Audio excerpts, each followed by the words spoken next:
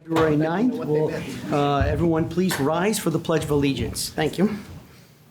I pledge allegiance to the flag of the United States of America and to the republic for which it stands, one nation, under God, indivisible, with liberty and justice for all. Roll call, please, Madam Clerk. Trustee Wade? Here. Trustee Matuzak? Here. Trustee Kress?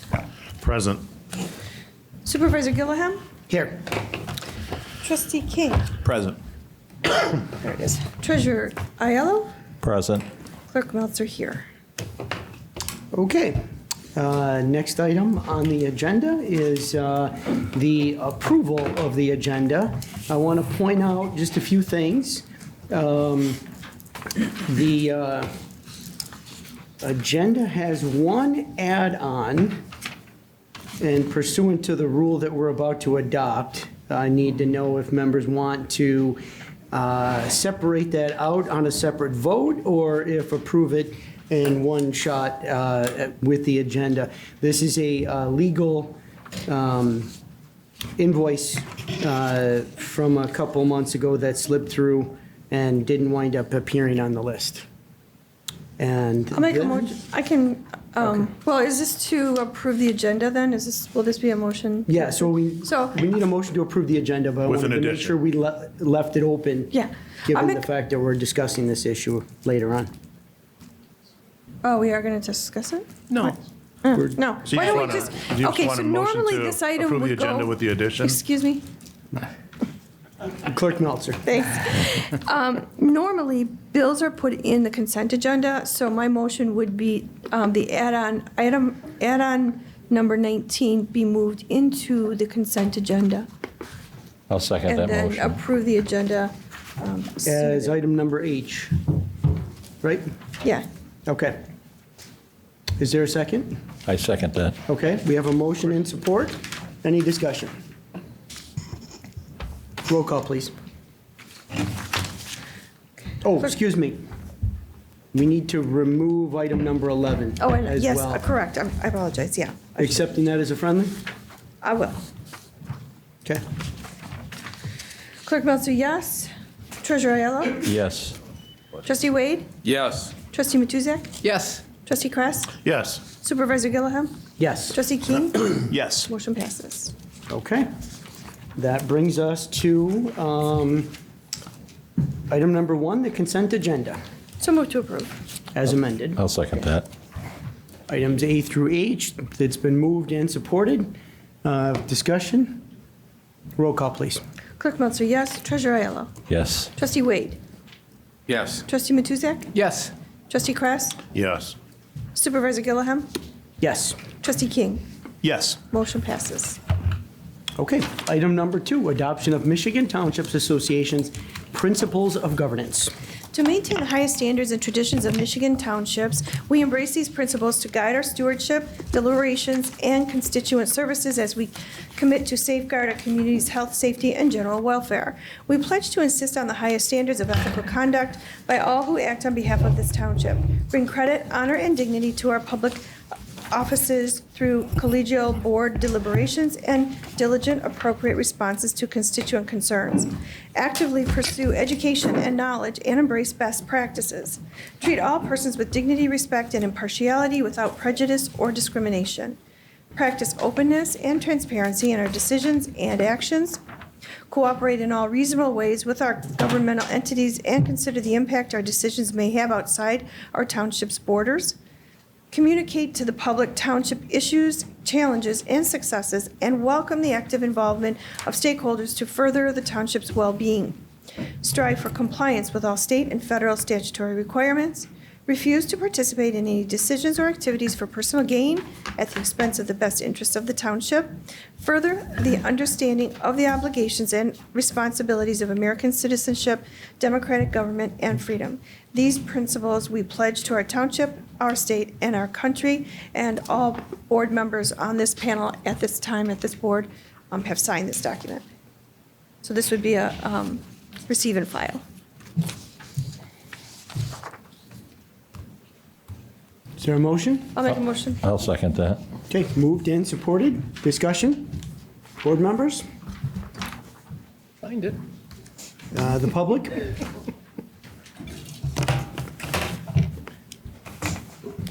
Sam Bushel, 18546 Wayland Drive. Would that include that you would obviously follow the Constitution in all cases and not like ICE? That's what it says. Not like, going into property without the approval? Mhm. Okay, very good. Just with ICE, with all they're doing, what the board has been doing, Seeing no further discussion, roll call, please.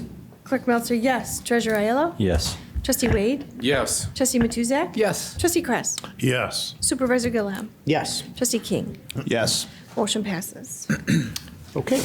Item number 3, application of appointment to the Conservation and Beautification Committee. Dear board members, there are 2 full-time or full-term open on the Conservation and Beautification Committee. The committee holds terms of 3 years. One full term has an expiration date of November 30th, 2027, and the other has an expiration date of November 30th, 2028. Attached for your review is the application for appointment for the following applicant: Joseph Warzbinski, November 30th, 2028. Per the policy guidelines, an invitation has been extended to the applicant to attend the February 9th, 2026 board meeting, where an opportunity will be given to make a 3-minute introduction. Thank you for your time and consideration in this matter. Sincerely, Paul Gilliam, Supervisor. Okay. Is the applicant with us tonight? Seeing none, seeing that he's not here, we do have several appointments.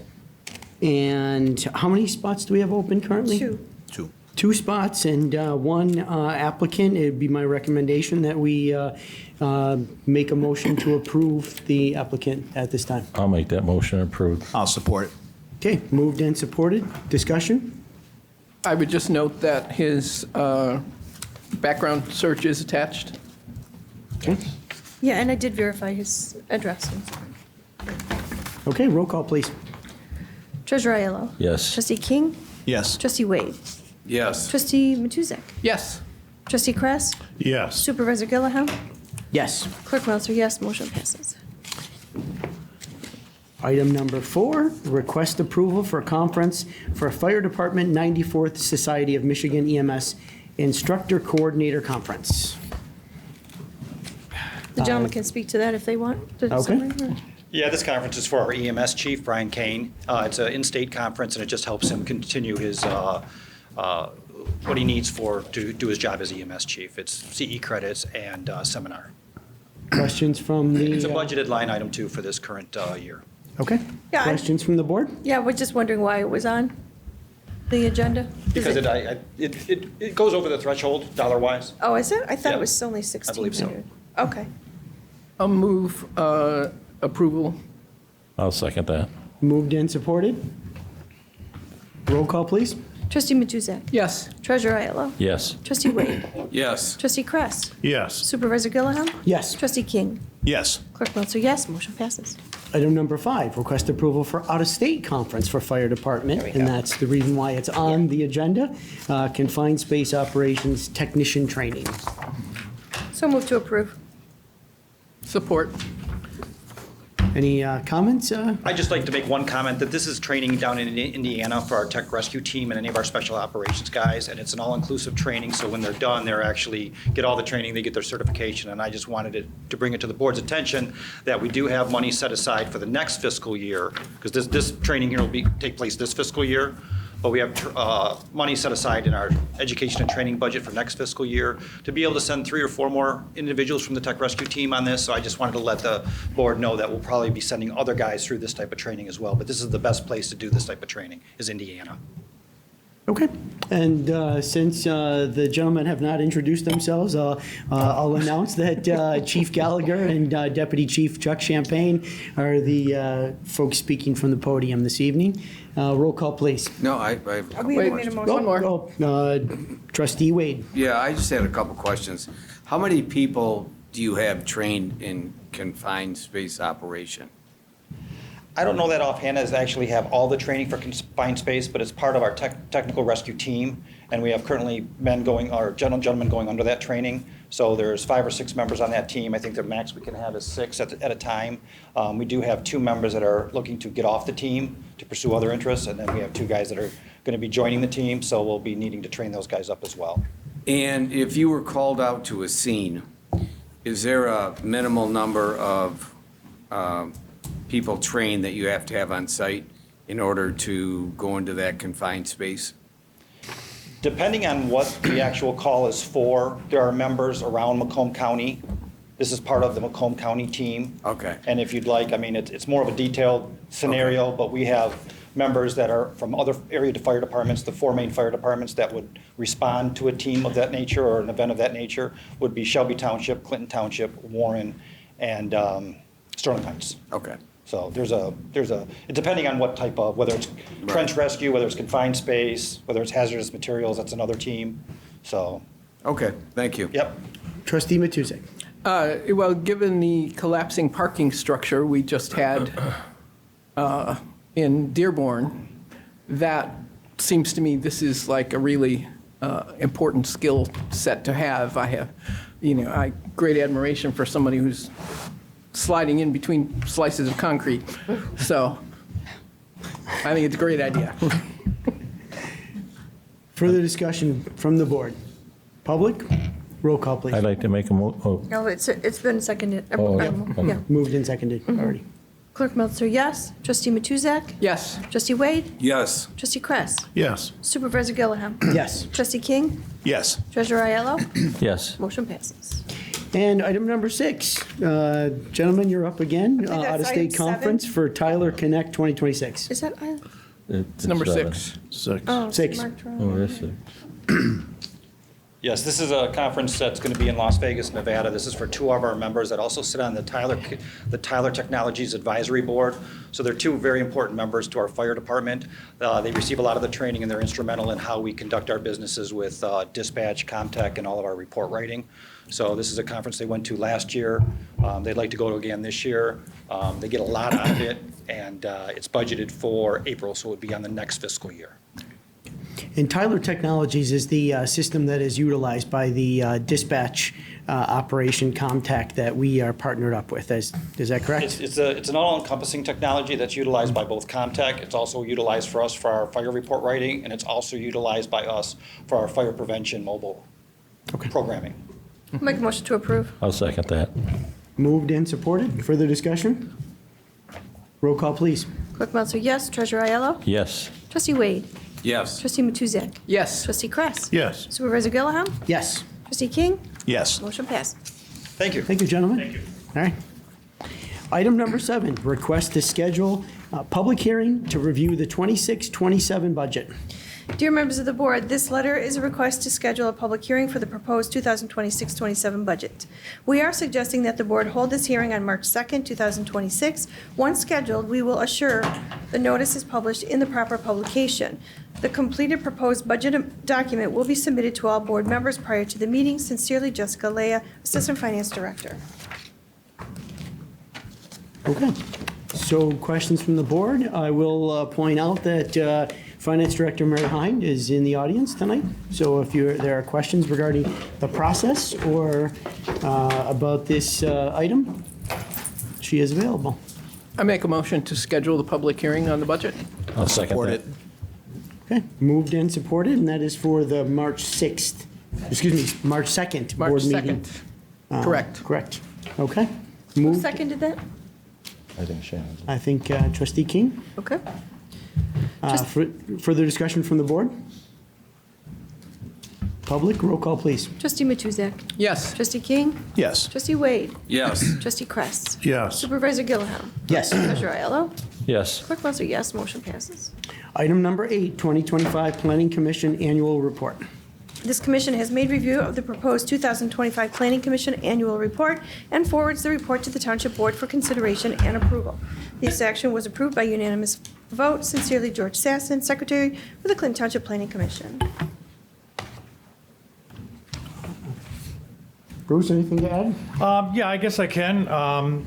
This past year, 2025, the Planning Commission actually had the same number of cases it did the year before. Just a note, in the 8 years that I've been here, the Planning Commission has actually had 307 cases come across the table. So that's a fair number of cases to review. Just some highlights from 2025. There were 10 site development plan approvals. I think the biggest one was the last one that this board saw, and that was for the Meyer at 15 in Gratiot. I think that's something that everybody is happy to see. We had a development at Hall and Elizabeth with the Big B and coffee and some additional retail. Another notable on Gratiot, gas station at 16 in Gratiot came back for redevelopment. We had a couple of multiple family developments, the Emerald Gardens Apartments, which was 100 units on Elizabeth. And we had a revised site plan come forward for the Cornerstone Village Apartments, which had kind of stalled. They came back in and got revision, and they're currently under construction. Another big one to note, while you had 4 total rezoning requests come before you, one was actually a reapproval, and that was the large planned unit development at Groesbeck and Elizabeth. And I'm happy to say they have their permits and they are finally under construction. Appreciate everybody moving them along and getting them reapproved, because that's going to be a huge development and a boon for Groesbeck as well. Something that we can point to and say, hey, this is how we want mixed use developments done in the future. So a lot of good stuff. I'm anticipating the same thing for this upcoming year. Okay, questions from the board? Floor is open for a motion. I'd make that motion. Go ahead. So I'll second, receive and file. Motion to receive and file. Been supported, seconded by Clerk Meltzer. Members of the public.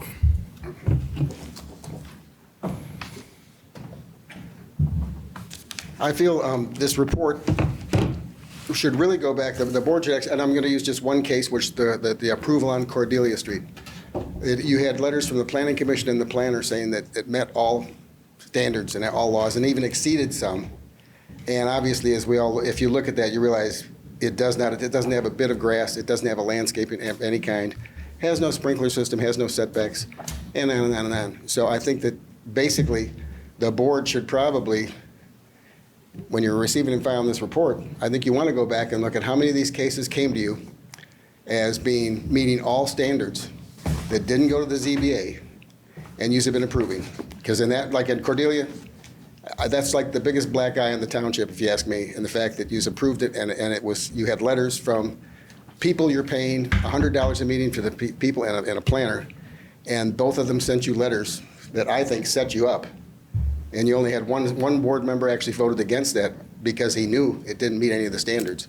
And I think that should be in the report. How many of these, there's a whole bunch of them. I can go farther, but I think this is enough in my 3 minutes to say Cordelia Street is a black eye on this entire board, on the Planning Commission and the planner, and it should be listed in the report. Thank you. Further questions from the board? Roll call, please. Treasurer Aiello? Yes. Clerk Meltzer, yes. Trustee Wade? Yes. Trustee Matuzak? Yes. Trustee Kress? Yes. Supervisor Gilliam? Yes. Trustee King? Yes. Motion passes. That brings us to item number 9, 2025 Zoning Board of Appeals Annual Report. This board has made review of the proposed 2025 Zoning Board of Appeals Annual Report and forwards the report to the Township Board as required. This action was approved by unanimous vote, and we submit this proposal for consideration and would appreciate advisement of your determination. Sincerely, Shannon King, Secretary, Clinton Township Zoning Board of Appeals. Planning Director Thompson? Again, this particular year for the Zoning Board of Appeals is actually the busiest year that I've seen since I've been here. One notable thing, this is a year that the Zoning Board of Appeals changed from granting variances to granting exceptions for signs. So a little bit different decision-making process through that, but still the Zoning Board of Appeals does still see sign applications and grants exceptions versus variances. There were a total of 35 applications, 42 variances, and 7 exceptions. Of the 35 applications, 33 were approved, 2 were denied. Most really focused on accessory structures, which is pretty typical on a yearly basis for the Zoning Board of Appeals. People wanting larger sheds or larger garages, detached garages. The other large group were setbacks, front yard setbacks, rear yard setbacks, for porches predominantly rear and front yard setbacks. So a lot of good things, and I expect them to be, again, just as busy this year. Thank you. Okay, and I'll mention that trustee King is our member on the zoning board of appeals group, so he keeps us informed on these items as well. It's important to note that the zoning board of appeals is a independent rulemaking body. They have the independent authority to make and to allow and approve these types of variances. So we need a motion. I'll make that motion to approve the zoning board of appeals annual report. I'll support it. Okay, moved and supported. Discussion, trustee Kress. I've got a question for the attorney, I guess. Not necessarily this for this particular report, but in all instances, what constitutes an excused absence? Whether it be the board level or the zoning board of appeals or planning, who determines if it's excused and what's the criteria? Well, I think it's always just as a matter of fact, if somebody's called in and said that they're sick or can't make it because of a family issue or whatever, that's always been accepted as excused. But, the board certainly could make rules or policies as to what is considered excused versus not excused, but they've not done so to date. Okay, thank you. Further discussion. Roll call, please. Treasurer Oh, excuse me, Aiello? right, wait, hang on. Trustee Kress. Or excuse me, trustee We look a lot alike. trustee King. Happens all the Very time. similar, it's the hair. It's the Yes. hairstyle. So Dan, typically on the zoning board, it's them calling the chair and just making them aware that they had some circumstance that comes up that they can't make it or what have you, in advance of the meeting. Okay, all right, thank you. Further discussion? Roll call, please. Treasurer Aiello? Yes. Trustee King? Yes. Trustee Wade? Yes. Trustee Matuzak? Yes. Trustee Kress? Yes. Supervisor Gilliam? Yes. Clerk Melcher, yes, motion passes. Item number 10, adopt resolution revising the fee schedule ordinance establishing the 2026 water and sewer rates, Dear members- submitted by the finance director. Dear members of Wasn't the board? that removed as part of the agenda change? No. No, that was Item number garbage. 11 was removed. Dear members of the board, we have updated the Water and Sewer Fund financial forecast to determine the water and sewer rates to be charged in the upcoming budget year. The forecast considers the July 1st, 2025 rate increases from the Great Lakes Water Authority and the Oakland and Macomb Interceptor drainage districts, the cost of operations, debt service payments, and the capital needs of the Water and Sewer Fund. The goal of the forecast is to smooth out the rate increases and still provide the working capital needed to operate the fund. The cost of water purchased from GLWA increased 5.7% on July 1st of 2025. In previous years, the rate increase was capped at 4% as dictated by the agreement that formed the authority 10 years ago. We expect the higher increases to continue in the future. Therefore, in our financial forecast, we have raised our assumed increase for the cost of water purchased from GLWA from 4% to 5% per year. The cost for sewer treatment includes charges from GLWA and the Oakland and Macomb Interceptor drainage districts. These costs increased 4.1% on July 1st, 2025. This increase is also expected to continue in the future. Increases in the cost the township pays for water and for sewer treatment are beyond our control, but we do control our administrative, financing, and capital costs. Through careful management of department operations, the township has kept our costs down, which has allowed us to reduce the impact of the above rate increases to our customers. The forecast results in an overall increase in variable rates of 3.6%, broken down as follows. For water, the current rate is 3.66, and the process changed for the proposed model, $3.83. It's for a 4.6% increase. For sewer, current rate 7.57, proposed model 7.81, which is 3.2% increase. Overall total rate increase is 3.6%. Additionally, the forecast calls for an increase in the total monthly ready-to-serve fee, which will affect customers differently depending on the size of their meter. Most customers have either a 5/8 or 1-inch meter. The increase in the total ready-to-serve fee for a customer with a 5/8 inch meter is 70 cents per month. And the increase in the total ready-to-serve fee for a customer with a 1-inch meter is $1.96 per month. Attached is the resolution for the proposed water and sewer rates for the fiscal year beginning April 1st, 2026. Sincerely, Mary Hine, Finance Director. So noted for the record, a Finance Director, Mary Hine, is in attendance, as well as the other Mary Bednar. The Marys do a lot of work for us, and they're here if you have questions. Is there a presentation, or did you want to add anything to the letter? Nope, I think everything's in the letter. Okay. Yep, it's the same as in past years, we just update the model for the new rates. Okay. Yep. I think it's important to note that, the formation of the Great Lakes Water Authority was that 10-year agreement capped at that 4% rate of increases to the township. And now that that has expired, they've held the line even though they've seen cost increase more than that 4%. And so this last increase was the 5.7. Correct. We're increasing at a rate below that. Correct. Yep. Okay. Discussion from the board? Just wanted to make a comment, if I can. I thought the letter was really succinct, very, easy to understand and Thank you. appreciate it. Thanks. I'll make a motion to approve the request. I'll support. Okay, motion to If you approve the resolution. approve the or resolution as presented and support.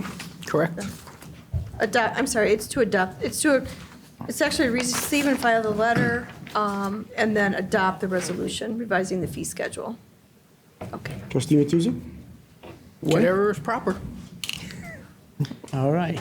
Motion now being in the proper form. Any further comments from the board? Discussion from the public? Roll call, please. Clerk Meltzer, yes. Trustee Matuzak. Yes. Trustee Wade. Yes. Trustee Kress. Yes. Supervisor Gilliam. Yes. Trustee King. Yes. Treasurer Aiello. Yes. Motion passes. Okay, and then just a quick note, item number 11 was removed from the agenda. There was a notice provided to the township that there has been an organizational reshuffling of the leadership at Priority Waste. And since this item is dependent upon the contract with that company as a vendor, we wanted to postpone this until the next meeting. But we need to note that, of course, this does need to be approved by the start of the new fiscal year. Any further discussion on that item? Seeing none. Item number 12, recommendation for approval of board chamber tables and chairs. Dear Honorable Board of Trustees, on February 2nd, 2026, the Building Committee met to discuss the RFP bid results for the Board of Trustees Chambers Deck and Chair Furnishings. The RFP was placed on BidNet with 5 proposals received on January 6, 2026, of which 2 came in under budget. A copy of all the bid tabulations for this project accompany this letter.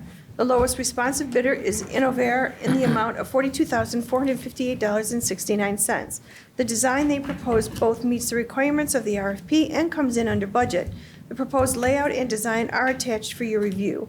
As a result, the committee motioned to recommend the board approve awarding the Board of Trustees desk and chair furnishings project to Innovair located at 905 Southland Avenue, Lansing, Michigan 48910 in the amount of $42,458.69. Please contact Assistant Project Manager Brett Middlestead or myself for further information regarding this recommendation to award. Respectfully, Mary Bednar, Director of Public Services. Ms. Bednar, anything to add? No. Members of the building committee?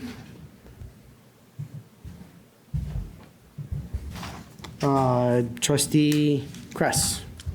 I myself don't see the necessity for it. We've talked many times about making this room more usable, which would constitute a complete remodeling.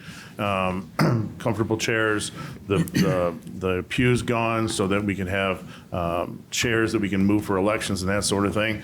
I think we're kind of putting the cart before the horse, and I think $42,000 is a lot of money to spend that our taxpayers don't realize any benefit from.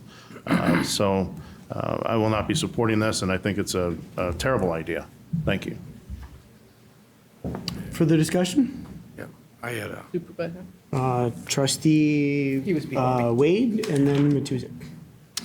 The tables we currently have in here were installed during COVID, if I'm correct.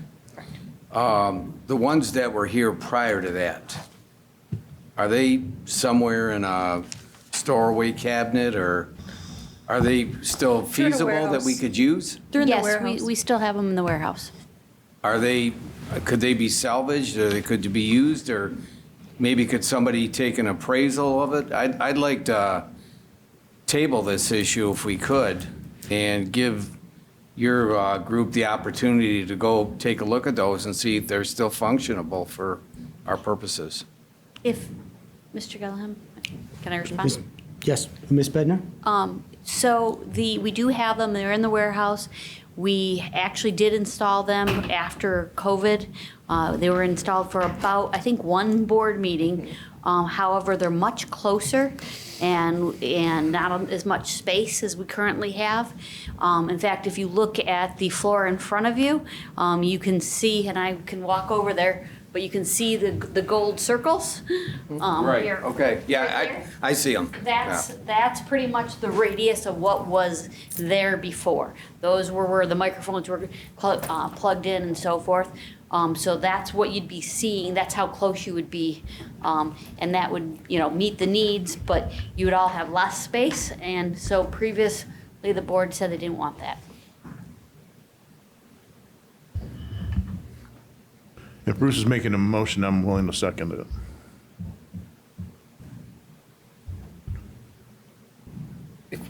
Did you make a motion? Yeah, I'd like to table this for 2 weeks to, Postpone it, yeah, postpone. Postpone it till Postpone the it next meeting, which is 3 to weeks. the next meeting, which is 3 weeks. And I'll second that. Okay, been moved and supported. Trustee Matusek. Well, it's not relevant to the motion that's on the floor. Okay. It's relevant to the desks. Mr. Gilliam, I have a quick question. Ms. Bednar? The postponement is for DPS to do what? You mentioned, Well, you answered my question. okay, I just wanted to make sure, so you So- want to absorb it, got it. I guess it would give time for people to take into consideration if they would want to use those in maybe a more confined, restricted space. Okay, thank you. I just wanted to make sure I didn't miss Okay, what I no, needed to do. You explained it. Thank Okay, you. thank you. Okay. All right, I'll come back. Trustee Matusek. That one meeting when we had the old desk in here, it felt like we were on top of one another. I mean, it really did. And that may have been a leftover effect from COVID, that we were feeling a little too tight, but it also was very close. I don't know how else to describe it. I am pleased that the building committee took my prior concerns when my daughter was temporarily using wheelchair about higher desks, lower desks. I will temporarily be using wheelchair come April. So I appreciate paying some attention to the ability of folks who are differently able to get in here. I do appreciate that. I'm always a little uncomfortable about spending money on this, although I will be the first one among this group that is going to tip this table over one day, because I'm constantly grabbing it to keep it from tipping over.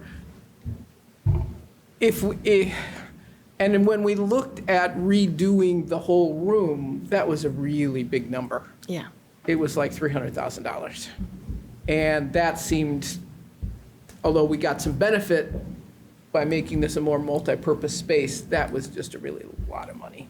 So, so I'm of two minds about this.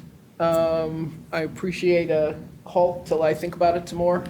So I guess that's where I'm at. Okay. So, Ms. Bednar, just a couple of questions here. This is a item that was originally budgeted at about $70,000. Is that correct? We originally budgeted around $25,000 based on some preliminary costs that we got from an architect, it went up to 70, and then the lowest bid was the 42. Okay, so it's coming in close to 28,000 under the actual budgeted price, is that correct? The amended budget, yes. The amended budget, okay. And how many times has the building committee met on this item? 2,500 Numerous, times. I'm not sure. More than several, numerous. I mean, for almost a year, I would say, we've discussed this. In fact, maybe even longer, because we were discussing this last year in previous budgets. Okay, so just recently, after the latest recommendation from the building committee, I actually inserted myself kind of in this process and said, hey, can't we find a cheaper option? And what we wound up seeing was that it didn't actually meet the specs that were provided. And I kind of backtracked and said, well, I'm not going to upend the work of the people that have been doing this and meeting on a monthly basis on this item, especially given the fact that it followed the process, right? Correct. So I think it's something we need to move forward on. We kind of joke up here that we're the wedding reception table with our skirting here. And I think it's time that we actually have desks that are functional, that work for us, and that we can meet and present a professional board meeting room to our community. So I will be voting against the postponement issue. We have folks from the audience that have raised their hand. Is there any further discussion from the board? Okay. The motion on the floor is the postponement, as a reminder, so comments should be directed towards the motion. Thank you. I believe the motion to postpone is well in order, and I would like to point out that I looked at the bids and there's something that is missing on there when you do consider this, after your postponement, is it has a cost listed for installation. I wonder if that covers any infrastructure redoing. When I look at the way we have cables and cords and everything ran, are we going to get these $6,000 a piece desks that are motorized and everything and then realize we need to spend a ton of more money to make them functional with the infrastructure? So I fully support looking at this better. 7 desks that are used 24 times a year. Frugality is a hallmark of good leadership. Thank you. Okay, thank you.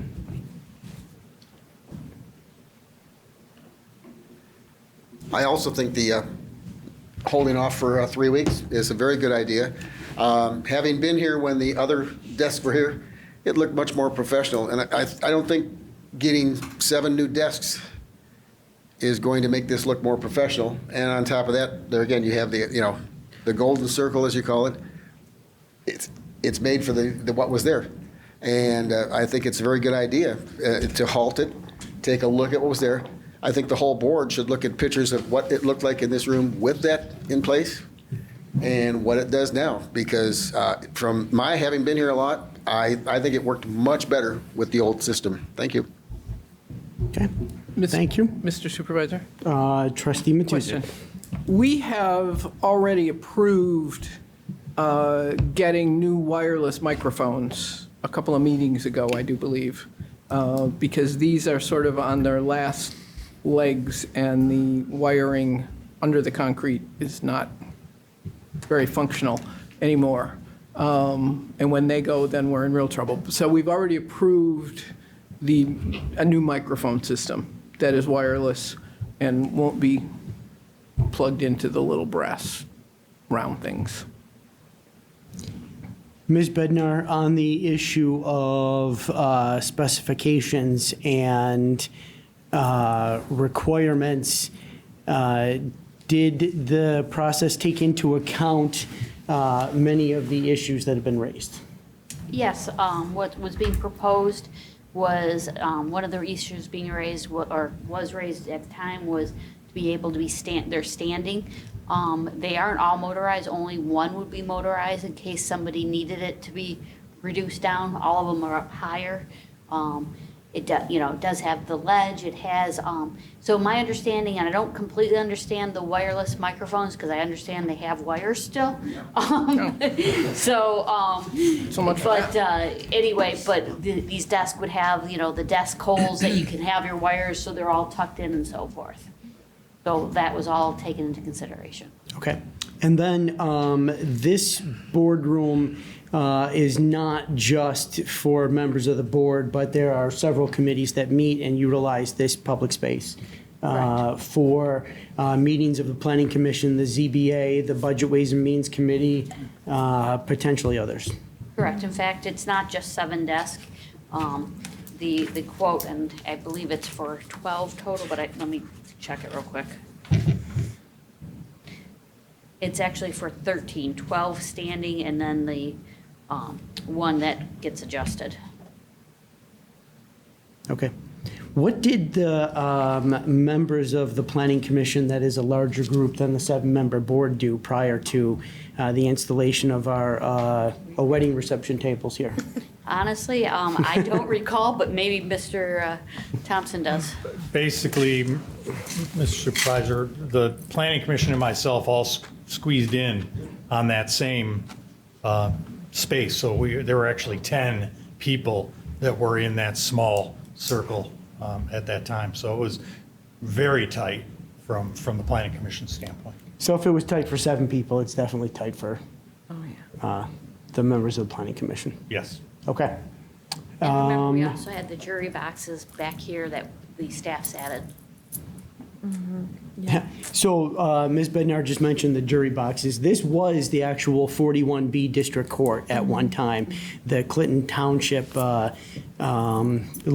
of the 41B District Court. So Clerk Meltzer. This has been, we've revised this several times in terms of using it for the purpose of this, as a boardroom. It's really not designed for a boardroom, it's really a courtroom. But we've, through efficiencies, have made it work. We've been discussing, redoing this room, making it much more user-friendly and versatile, but the cost it's extremely high, and at this time, this was the best solution.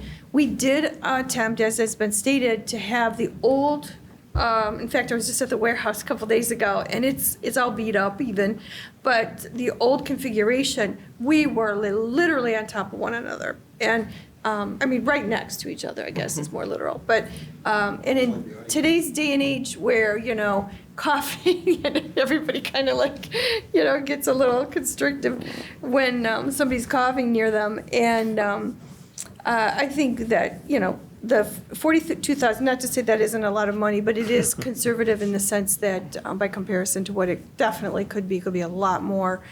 We did look at the most, the cheapest way to do it.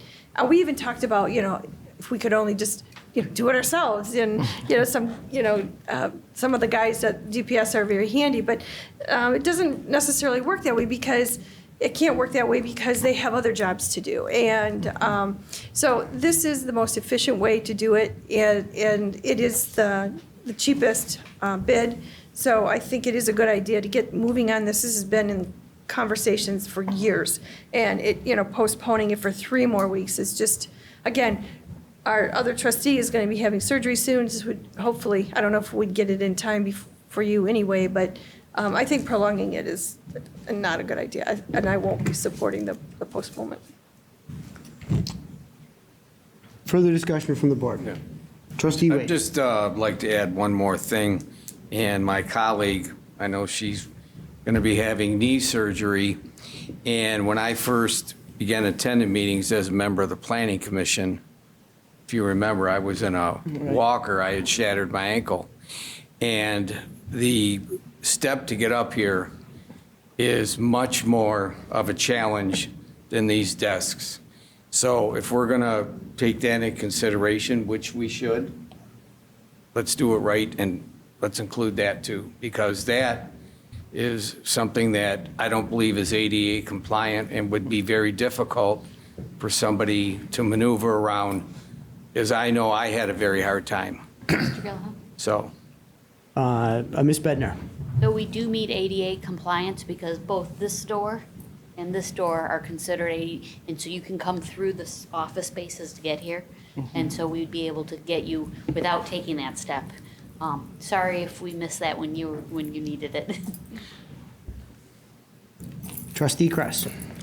I just want to add that we routinely sit in room 200 and other conference rooms here in the building.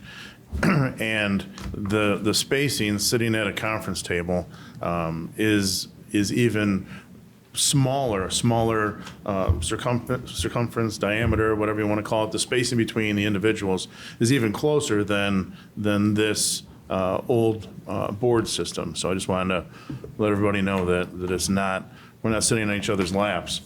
Just like a conference room. I think it's doable. I think it doesn't cost the taxpayers any money other than the labor of moving it in, and I think it's the way to go until we consider a revamping of the entire room. Thank you. Further discussion from the board? From the public? Roll call, please, on the motion to postpone. Trustee Wade? yes. Trustee Kress? Yes. Trustee Matuzak? Yes. Supervisor Gilliam? No. Trustee King? Yes. Treasurer Ayala? No. Clerk Meltzer, no. Motion passes to postpone for 3 weeks. Okay. We will see this item on the March 2nd agenda. I hope that folks who have comments will submit them to the members of the building committee as well as Public Services Department. So we can figure out if there are changes. The building committee may actually have to meet to review those changes and amend their recommendation. So appreciate the concerns, and we will address them as they are provided. Moving on. Item number 13, recommendation for approval of board procedures. Dear Honorable Board of Trustees, on February 3rd, 2026, the Budget Ways and Means Committee met to discuss the board packet procedure. This item was originally brought to the Board of Trustees on December 22nd, 2025 agenda. The board voted to send it to Budget Ways and Means for further consideration. The committee discussed the current procedure and changes that could be implemented to the board rules distributed. After some deliberation, it was agreed that below be included in board packet procedure for Board of Trustees board meeting. Please see the complete agenda and packet procedure attached for your review. The committee was in agreement that for each Board of Trustee meeting, agenda is available to board members and the public 6 days or prior, or the Wednesday prior. Any additional items, and I'll back up, are due 5 days prior by 1 p.m. on that Thursday prior to the meeting. Agenda and packets are published 1 business day prior, Friday. Add-ons from the staff meeting will be added to the agenda. Any additional add-ons are subject to board approval during the approval of the agenda, and agenda items must meet the following standard. Agenda titles must clearly include a request for action or decision by board members.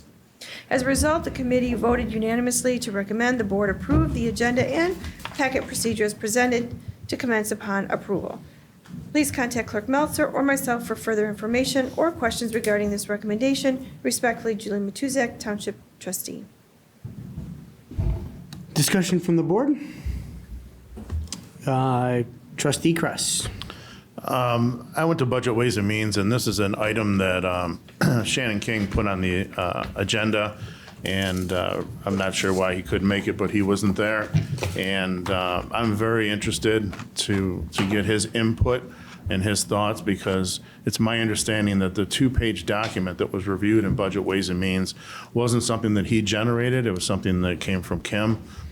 So I would like to give Mr. King a chance to share his thoughts, or potentially table it until he can generate a document to his liking.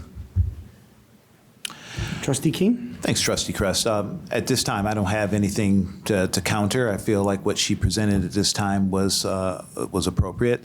My initial counter was based upon an email. It was like a guardrail, if you would, that she wanted us to follow. And I think there was aspects there that at the time were not appropriate. I think those things were removed. And I think what we've got at this time, I think, is fair to all of us here on the board. And I think we can move forward.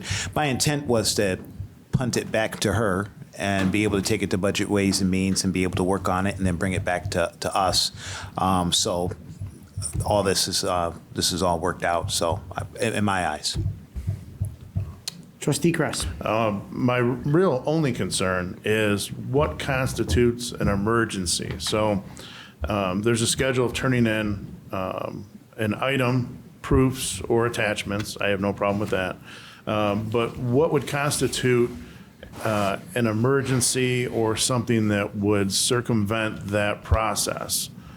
So that on Monday, if there is a promotion that you wanted to get on the agenda, or if there's something of urgency, what's the criteria for making an addition on Monday? I can answer that. Clerk Meltzer? It's just going to come to the board. Just like today, for instance, the add-on regarding the attorney fees, that was added today. So it would just come on the agenda and, We would vote on be it. approved, and we'd approve whether or not to be added to the agenda or not. Okay. So the whole board gets to make the determination. Treasurer Aiello. There's no further questions. I would like to make a recommendation of approving this as stated in the public approval for board procedures. I'll second that. Okay, moved and supported. Further discussion from the board? From the public?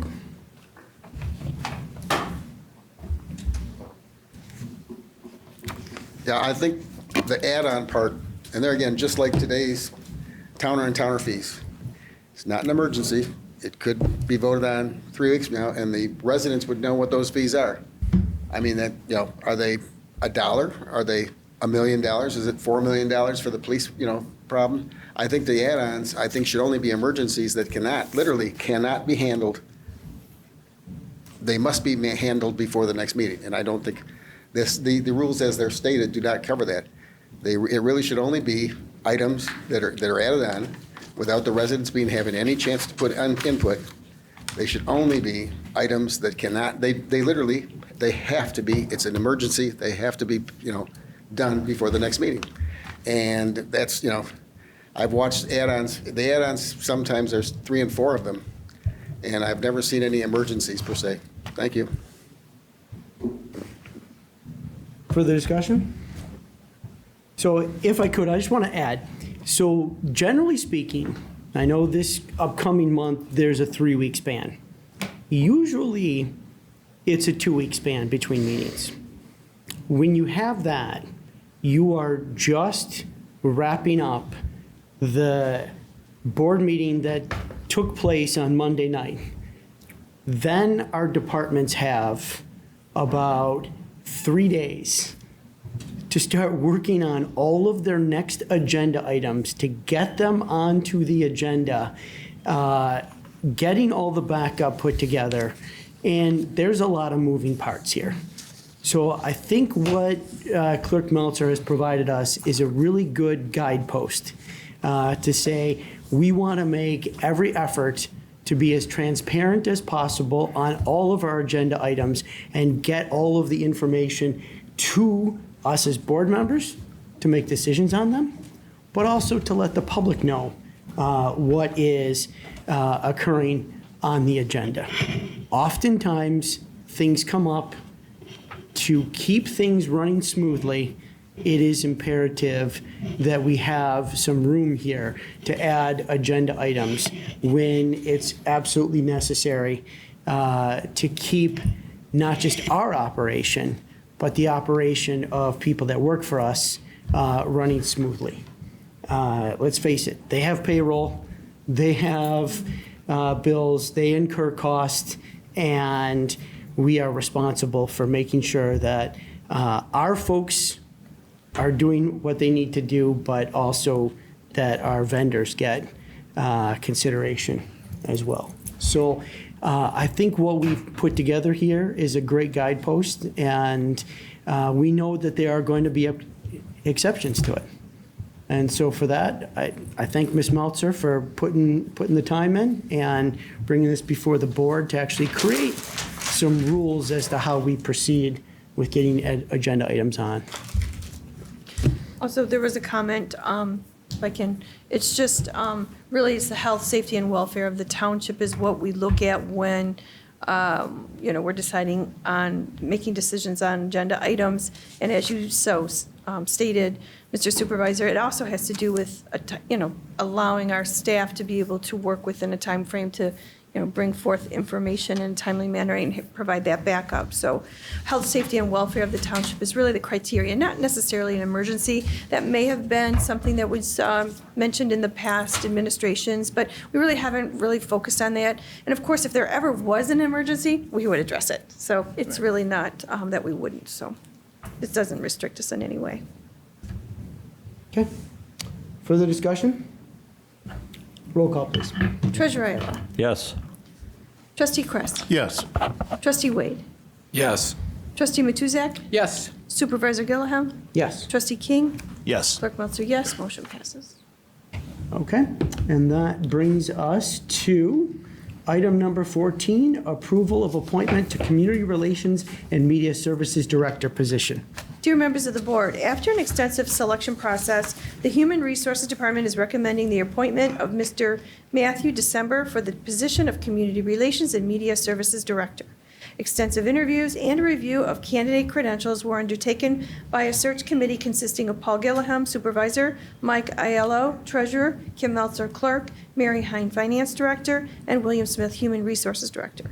The committee is confident that Mr. December is a well-qualified candidate with the required experience and education to act successfully on the township's behalf. The committee vote was unanimous in favor of the appointment. As a condition of employment, Mr. December is required to successfully complete a background investigation and a pre-employment medical examination, including drug screen.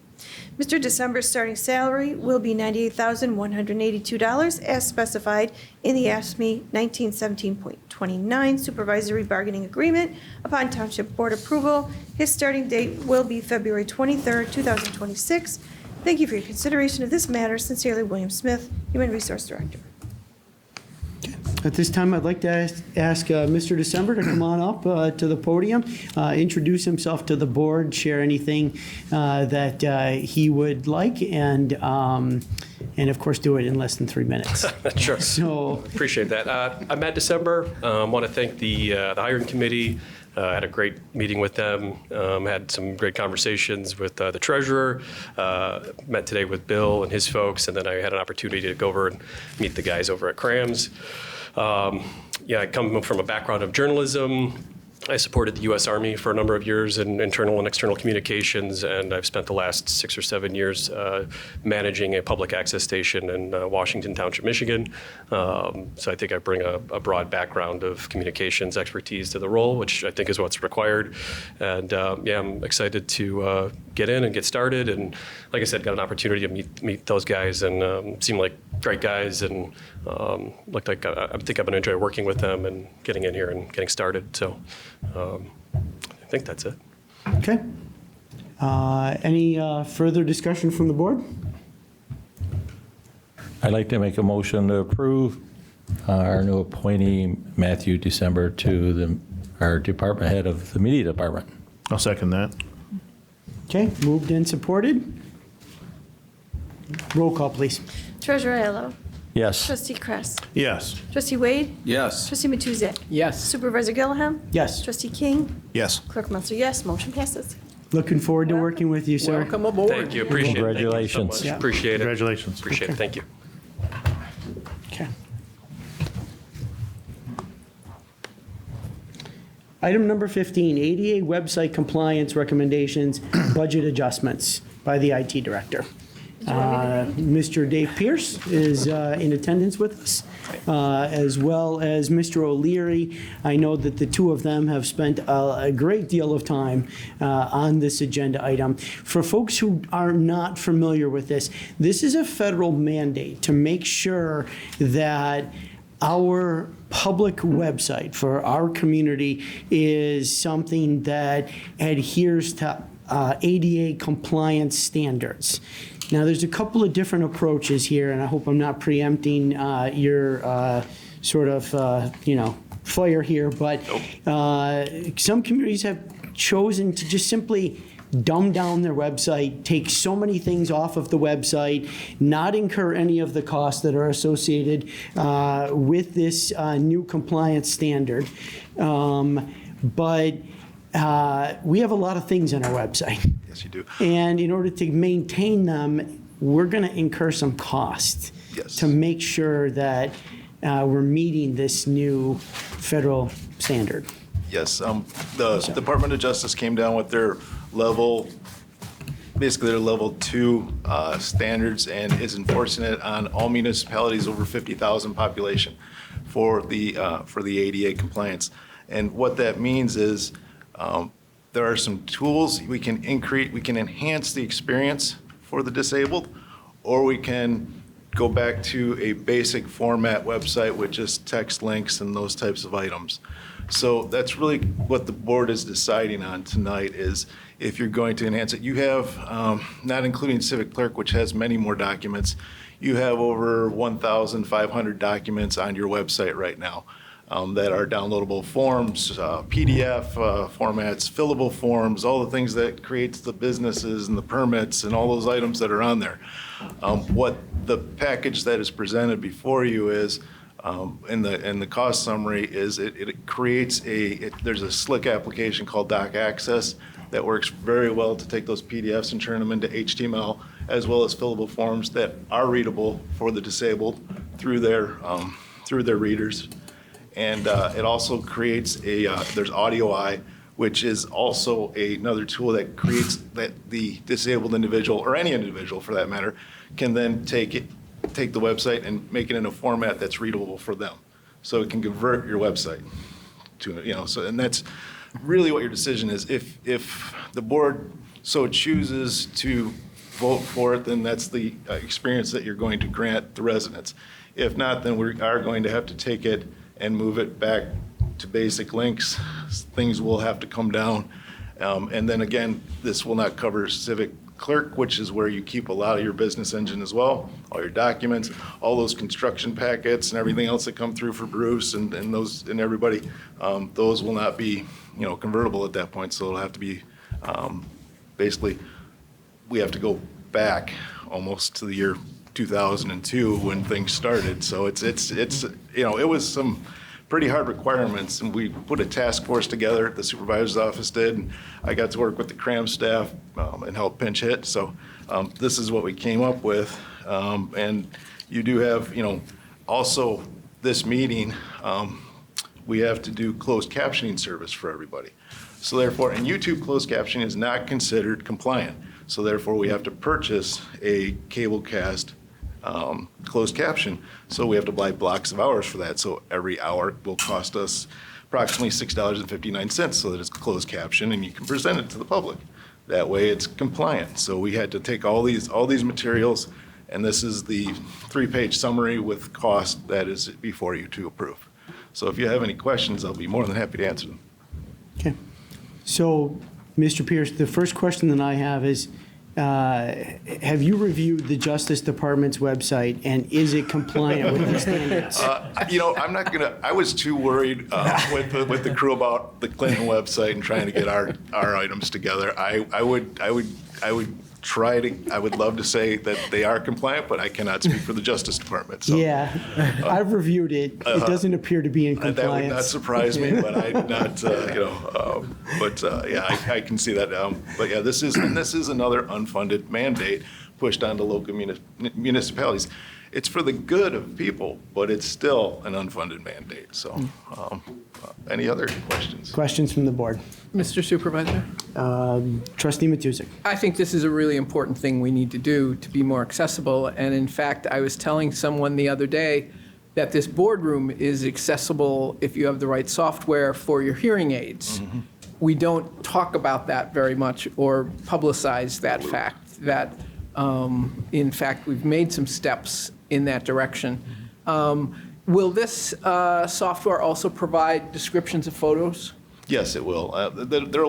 The Clinton staff, CRAM is in IT, we're going to go through and do the alt text for those, but it will also, like I said, with the audio eye, it will tell you, the individual could then take the site and say, make it this way, show me everything. And there was some good news out of this. Clinton is due out for a website refresh, so Matt will get to take the ball with that as the CRAM's director and get your brand going and get all that together as we move forward together. So, yeah. I think it's an important thing to do. I know it costs us money, wasn't in the budget, but making our website accessible to everyone is really a very important service we can make. Clerk Meltzer. Thank you. I agree with you and pair what you're saying, Trustee Matuzak. It is so very important that we do this also when I consider elections. And our President Secretary of State has done a great job, and she's received many awards expanding access to voting for those with disabilities. So I think this is important for us to keep in line with that, at that leadership. And I think I honestly would think we might be challenged if we didn't do it when it comes to elections. It's so very important that everybody has access to vote. Keep in mind, you may be challenged anyway, but at least you will have a best effort compliance behind you. So the risk is not just the Justice Department. The risk is civil actions that may be brought before the township on behalf of people that says, I can't use you have all these documents, I can't access them. Yes, sir. And so, and I'm sure there will be lawyers that specialize in trying to bring those types of suits against governments that are non-compliant or haven't made the best effort to comply. Yes, sir. That is absolutely 100% correct. And then the other thing that we're having to do as part of the recommendation is there's a current interactive portion of the meeting through a go-to meeting, which we're going to have to maneuver out of the package for now.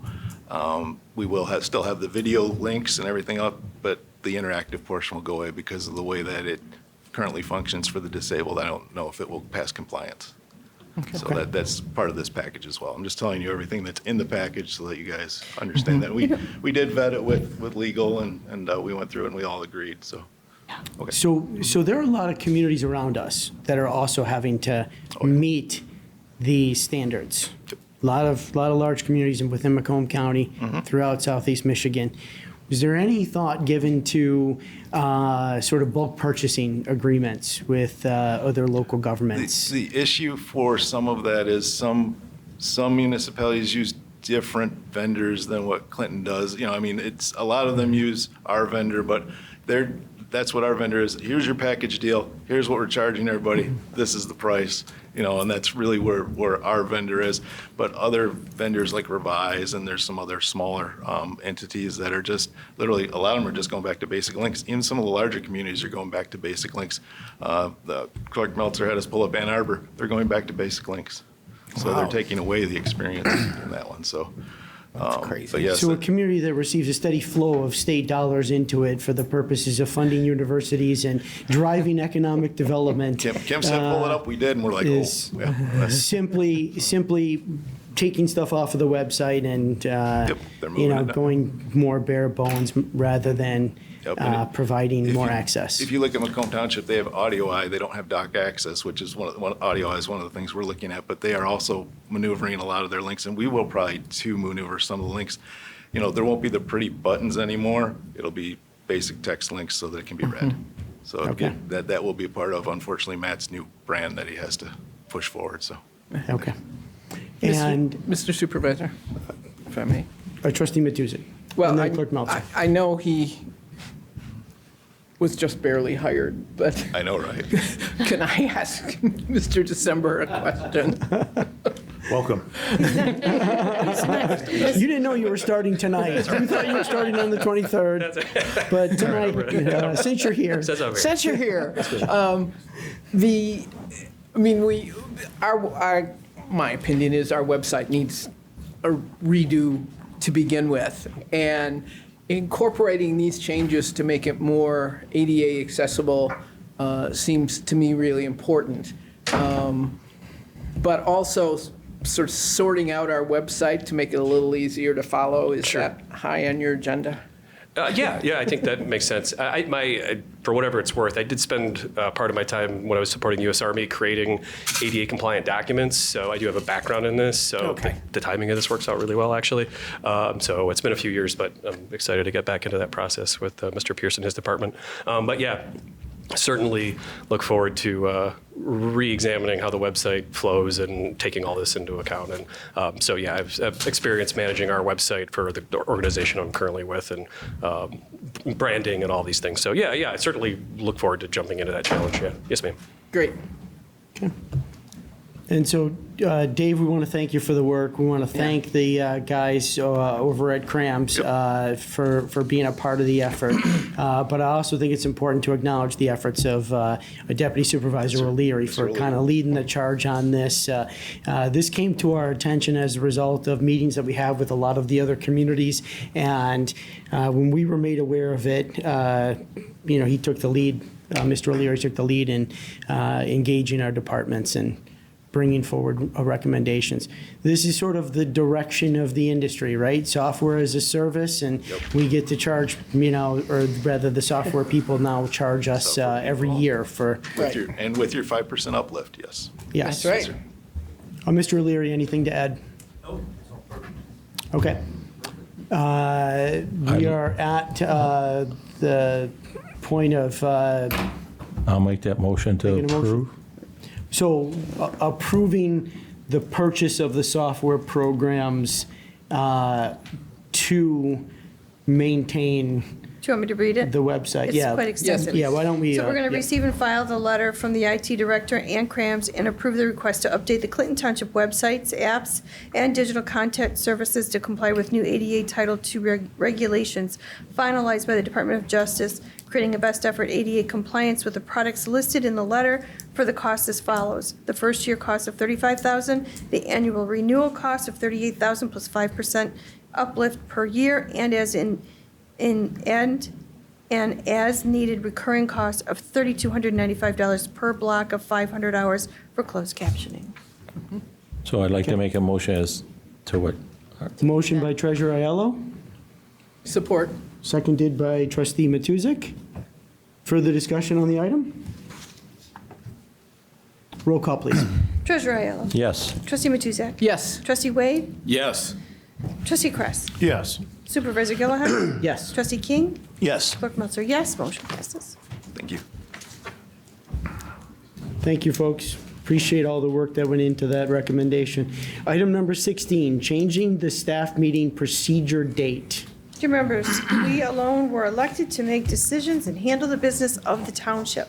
The canon-era practice of holding and having a staff meeting just before or even hours before the actual board meeting is problematic and bordering on unethical. I'm in no way saying that the staff meeting should be eliminated, although with its current attendees, I find it necessary to move the meetings to the day after regularly scheduled township board meetings. Thank you for your attention to this matter. Dan Kress.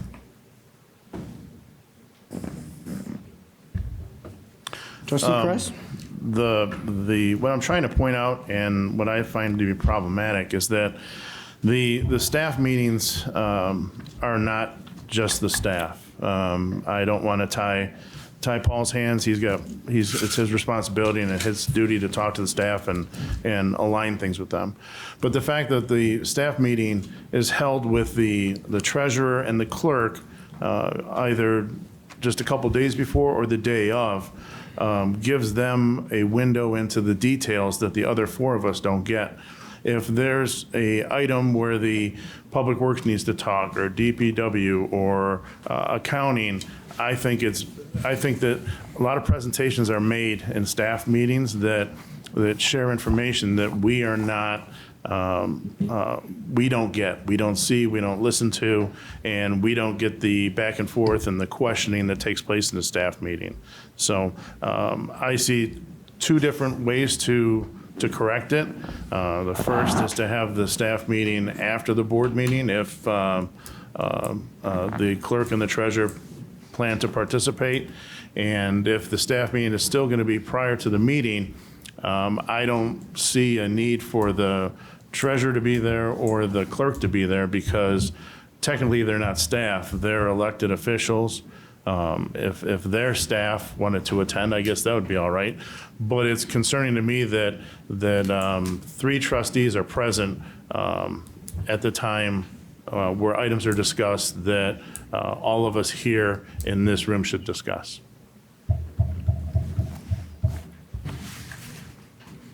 Further comments from the board? I got one. I'd like to make a motion to deny the request. I'll support that. What's the request? Yeah, what's the request? Changing the staff meeting procedure and date. Correct. Okay, so I'll just say this. I haven't always served as supervisor. In fact, my time here at the township, I spent more time as a trustee. I certainly spent more time as the treasurer of the township, and I've spent 1 year as the supervisor. In my time as a trustee, I maintained a full-time job. However, what I knew is that my responsibility to the community as a part-time elected trustee was to serve at the 10,000 feet level. There was a treasurer that was overseeing the operations of the treasurer's office. There was a clerk that was elected specifically to oversee the operations of the clerk's office and the elections department. And then there was a supervisor that was elected to be the community's, in a sense, chief executive officer, with the responsibility of supervising all of the staff, and in particular, the other directors within the township. If there were items on the agenda that I had questions about, I would pick up the phone. I would call the directors. There wasn't ever a time where the directors did not respond to my concerns when I reached out to them. So there's a difference between policy and executive functions. The staff meetings occur, and there's a tremendous amount of value in them. This is the time when all of the directors from all of the departments within the township, including the clerk and the treasurer, sit down, go through the agenda. Detailed minutes of that process are put together. They're sent out by the trustee aide. So that gives you, I think, a better window into those agenda items. It gives you a synopsis of the discussion. What it also does is it gives us the opportunity to go through by department and say, this is what's happening in my department. These are the things I'm concerned about. These are the things I'm working on. These are the things I need to bring forward. And there's a free-flowing discussion between departments to say, hey, I think I can lend some value there. Hey, have you considered this concern as a part of the effort that your department is leading on? So I believe that this is not just a time-honored process, but one that lends considerable value for the executives at the township as well as the department heads. And for that reason, I believe that this issue is something that should not be dictated to by one board member, but should be available for all of us to benefit from. So with that, Further discussion from the board? Trustee Kress. You nailed it, but then hit the nail on the head. It's of tremendous benefit to those who attend. And I'm sorry, but the clerk and the treasurer are both elected. They're not a member of your staff. And again, I don't want to tie your hands when it comes to staff. That's your job. But the staff meeting, is it something that I can attend? If the clerk or the treasurer or even myself want to send my deputy, you could absolutely attend in place of one of us. Okay. So I'm an elected official just like they are. So I'm not considered staff and neither are they, but they have a permanent seat at the table, so to speak. And I don't think They that's. administer departments, Yeah, but they're not staff. but their departments interact with all of the other departments. And so do the trustees. You just said that we can reach out and they can contact us back and forth. There's no, I want to make it very clear, there is no executive, there's no executive committee. One's elected the treasurer, one's elected the clerk, and this is something that Bob Cannon instituted. Clerk Meltzer referenced it in the Budget Ways and Means, that this is something that Bob Cannon brought about. It wasn't the practice prior to that, and I'm just looking to return it to how it used to be, and maybe set aside your administration from past administration and make a fresh start. Trustee Matusek. In addition to being elected officials, the clerk and the treasurer act as department heads. They have large departments with large staff. They are no different than any other department head we have in the township in that function. Yes, they are elected officials. Yes, they get to vote on this board, but they function as department heads. I get those meeting minutes after every one of those meetings, usually within hours. I read through them. If a question comes up, I call somebody, call a department head.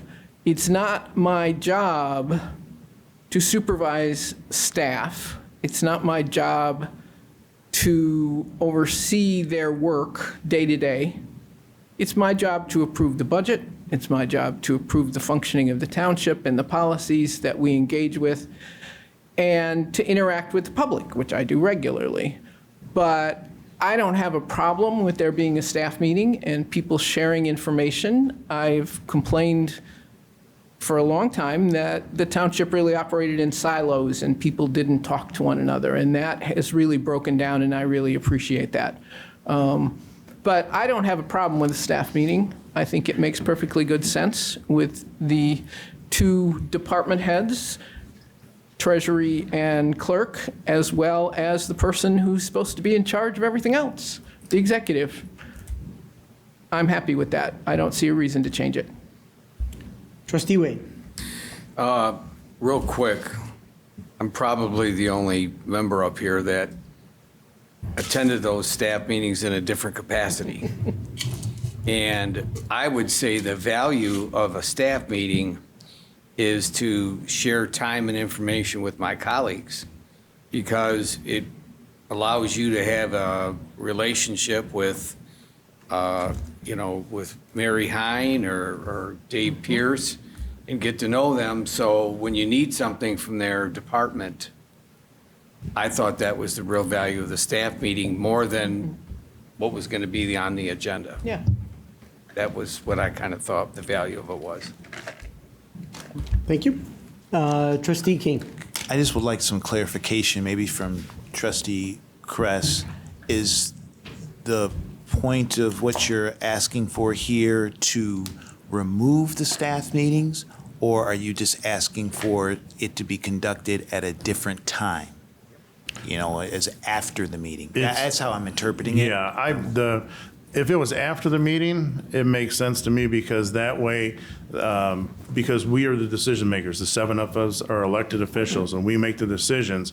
If it was after the board meeting, then the staff meeting could be utilized to to convey to the staff what we decided as elected officials, how we want things done, what needs to be changed, and what happened in the board meeting.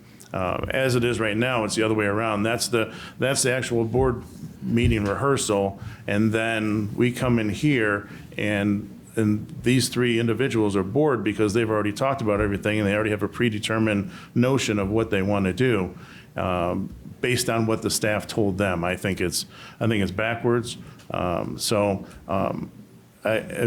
It was two different things that I proposed, is to remove the treasurer and the clerk from the staff meeting because technically they're not staff, or move the board meeting to the day after, the staff meeting to the day after the board meeting so that the board would direct the staff as opposed to the staff directing the board how it is now. Okay. So I don't want to belabor the point, but as the supervisor elected to bring people together to make good decisions and bring good, thoughtful recommendations to the Board of Trustees, I can assure you I am not bored up here. I can also assure you that I see tremendous value in department heads coming together, discussing the board packet, lending value, providing input that is then put into meeting minutes that is then distributed to all of the board members. I can tell you that oftentimes when things get placed on the agenda, often at the last minute, often with no backup, by a certain trustee. That'd be me.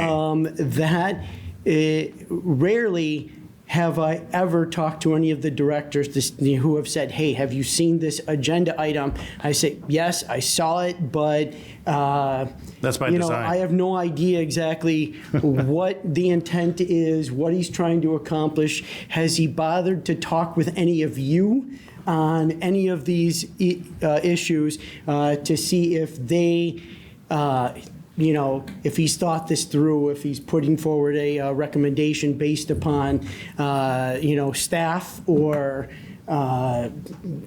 what's the purpose? Is it political? Is it designed to be, how do we make continuous improvement? How do we provide more transparency? And I think it's pretty clear most of the time the staff has not heard from the trustee on these agenda items before they come before the board. Trustee Kress. Well, in response to that, that's by design. I turn in my agenda items on time, and I make sure I submit my attachments after the staff meeting so that everyone here has a fresh set of eyes and a fresh set of ears, because we're a deliberative body and questions can be asked and exchanged, and we're all on page one of a discussion. Whereas when the three of you come in, you've already talked about it at length. If I was to submit something, which I'm going to have to now because we passed that, but you will talk at length about my agenda items and come in this room with a preconceived notion. Whereas when I put things, or been putting things on, or giving the attachments on Monday, it's fresh set of ears, fresh set of eyes every time we walk in this boardroom, and that's how this form of government works. Deliberation, questions are asked on camera, in front of an audience, and with all of us present. That sounds more like gotcha politics to me, but. It's not political. Everything's not political. It's just. Clerk Meltzer. I think based on your explanation, Trustee Chris, you're actually stating that, you say on one side that this is a deliberative body, but you're not even giving us time to deliberate. I mean, we're not putting these agenda items on 2 hours before the board agenda, like you do. No, I don't. I always have them in by 11 o'clock on 11 o'clock. Monday. Okay, so these are put in way in advance, as far in advance as possible. And it isn't so that there's a fresh set of eyes, my goodness. Absolutely. It's so that we can make decisions before you get here. No, excuse me.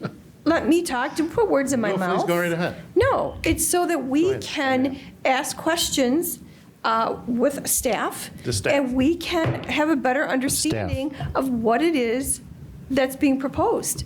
And that's deliberation. You just No, it's want us not. to be a yes to you, and that's it. Absolutely not. Trustee And Kress? that's unfortunate Ms. that Meltzer has you the floor. want to She's lead wrong. Ms. Meltzer has the floor. Yeah, with- she always talks over. with a heavy hand. I think that this is, you say you want to be deliberative, but you don't. You I just by your voted own for the, I just admission- voted for the board rules. just by your own admission, said you don't even want to share with us what it is you're trying to accomplish until the last minute so that, it's a fresh set of eyes. That has nothing to do with it. It has to do with the fact that we don't even know where you're coming from. We don't know how this is going to benefit the township as a whole. You have to be able to think for We need yourself time to do that. on your feet. Trustee Kress. You do. Clerk Meltzer has the floor. Anyways, yeah, so again, I'm definitely in support of denying this request, and it really, what former Supervisor Cannon introduced was really a benefit and has brought the community together because it's brought our departments together that work in a collaborative way to deliberate and to make sure the Ts are crossed, the Is are dotted, so that we're serving the public in the best way possible. So I think it's a good thing to do. And thank you for continuing with that, Mr. Treasurer Supervisor. Aiello. I would say I'd like to move forward on our motion here that we have to deny, and we have a second on it. Are you calling the question? No, I'm saying, can we move forward and vote on this and It's called the question. call the question? Well, you have an audience member. Okay. We do have a member of the Okay. public who's wishing Yeah, to but she speak on always this, does Mr. Aiello.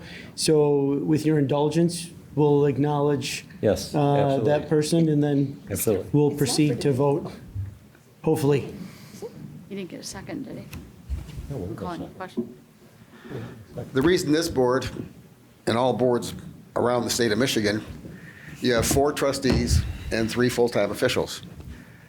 Everybody, per the rules that you just adopted earlier in this meeting, has to have their background information, everything in by 1 o'clock on Thursday. And that makes it to where with the board, if I think staff meetings are really important. They'd be really important the day after the meeting, your meeting, so as the board, the different departments know what they should be working on towards the next meeting. But for the staff meeting, to go over all this stuff and then put on some emergency items, which has been happening, people can go back and look at how many times we have add-ons. It's a matter of the 4 trustees who are, there's a good reason that they outnumber the full-timers. And I think everybody knows that. It's why it is. And to have a staff meeting that goes over all this information, even adds on stuff, and then, okay, this is on Monday morning. They develop notes, and as Trustee Meltzer said, I'm not trying, Trustee Matuzak said, a couple hours later, you get the minutes if you're the trustee. Well, that means the meeting starts at 6:30. If the staff meeting's in the morning, and a couple hours later, that means about 2 or 3 o'clock in the afternoon, you get minutes. That is hardly enough time to be deliberative. I think that the staff meeting, at the latest the staff meeting would be sometime before 1 o'clock on Thursday, when all the background information has to be put in place. That's the only way that all 7 of you, especially the 4 that are there to actually, counterbalance, have the information in a timely fashion. It does not make sense to have a staff meeting the night of. And I think staff meetings are really important. They're critical. But they certainly shouldn't be before this board deliberates. They should be a staff meeting giving marching orders to what the staff should be working on before the next meeting. Thank you. Further discussion? Roll call, please. Treasurer Aiello. Yes. Supervisor Gilliam. Yes. Trustee Wade. Yes. Trustee Matuzak. Yes. Trustee Kress. No. Trustee King. No. Clerk Meltzer, yes, motion passes. Okay. That brings us to item number 17, tax assessor's field process and procedures. Good morning, Board. The above-mentioned item is on today's agenda so that we can have a brief discussion with our new township assessor in order to cover the process of field assessment policies as they currently exist, as well as her understanding of residents' Fourth Amendment protections. Thank you for your attention to this very important matter. Dan Kress. Trustee Kress. If I could ask our assessor to come forward. I would like to thank you very much for attending, and I think you've done an excellent job thus far. Congratulations on your new position. I just want an overview when it comes to assessing, and we've had long conversations about the young kids that do it, and they have minimal training or a lot of training, I'm not exactly sure. Accessing someone's private residence, going in the yard. If you could just give us a brief overview on the procedure of, first off, why would they be going to 123, Mockingbird Lane, and when they get there, what is their intent?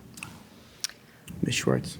Oh, yes, we are required by the State Tax Commission to canvass or visit. The recommended is 20% of properties a year, so we have 30-some thousand. That's a lot. We typically hire people over the summer. They're not always kids. We've had adults before too. It just works better for college-age kids to come back every year, and they don't have to be trained up and so on. They are taking exterior measurements. They are verifying things gone and new. So maybe you tore down a deck, you put on a shed, and updating our pictures as we're required to have on our property record card.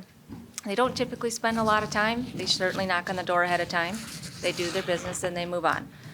Whether it's a canvas or we have appraisers that go out on permits. If you pulled a permit for anything, a deck or a shed or a porch or new construction, the appraisers are going out as well and doing much the same thing, though usually a little more in depth since there's definitely something new there.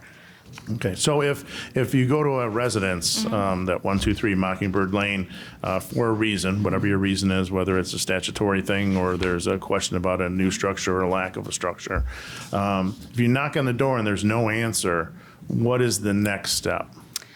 Wait a little bit, because sometimes people take a little time to get to the door as well as use their cameras. So we're going to give it a second. So if somebody wants to communicate, we have a hanger we put on the door that says why we were there. Please call us with any questions, and they will proceed around the property if it is accessible. Okay, so there is no step where we leave a tag on the door and that gives the resident and the homeowner the chance to telephone in and schedule a property walk, or you just... No, typically the only time you schedule is if you have a large renovation going on where we do sometimes need to access the inside, which would be with consent always. So you want to schedule that so they can be home. Other than that, no, appointments aren't typical. They go up one side of the street and down the other through an entire subdivision at one time, an entire area, equitably across everybody. And it's really important to consider the fair and equitable nature, because if you skip every other house, you're not building a consistent platform of data to do our work. Our work is extremely data-driven. So garbage in, garbage out. So if we get some people and miss some people, and we do have some misses, there's not everybody, and we do have to use aerials and what we can find as discovery. But if you start piecemealing it, the entire system of mass appraisal data, it starts to lose integrity. So it really is important to hit every single property possible in an area, so that area that is studied is done with the most amount of precision and accuracy possible. Okay. The reason I ask is because it's not just Sam. I've got dozens of people that are big fans of the Constitution, and they believe that their Fourth Amendment rights are violated. They're a taxpayer. They own the property. Mr. Buchel. Gated or not gated. I'm going to ask you to respect the speaker and the person providing answers. Yeah. I just wish that there was an additional step so that we could notify people that we're going to be violating their rights to either accept or deny our trespass. So that's and this isn't a giant trailer park. I mean, there's no management company that has authority to go through everybody's yard and behind their garage. I think it's, I don't, once again, I very much appreciate you being here, and I promise you I'm not badgering you. I'm just trying to get an understanding of, are we unique? Should we add another level of notification so that we can get consent? It is extremely not unique. That is the State Tax Commission, which is our governing body. It's who we're certified by through the entire state of Michigan. I would, as to my knowledge, everybody visits property. We are mandated to try for 20% every year. That is across the board in the state. We do put it on cable. We do put it on our website, and I hope we can still do that with the new website. Are there ways of targeting a population where we know we're going to be? I am going to be looking into that. It becomes difficult because we might need to dovetail it with areas where we have a lot of permits so as not to cross the same ground twice. We don't want to be crisscrossing the township. If it turns out this year, a lot of people, Maple Ridge condos, a lot of people are doing decks, they're doing patios. Hey, while we have these permits and we have to be out there, let's do that area. But I didn't know that ahead of time. That was something that came up. So it's a consideration, and we are working on exploring the ways we can fine tune this. But there's some drawbacks to that, to the individual notification.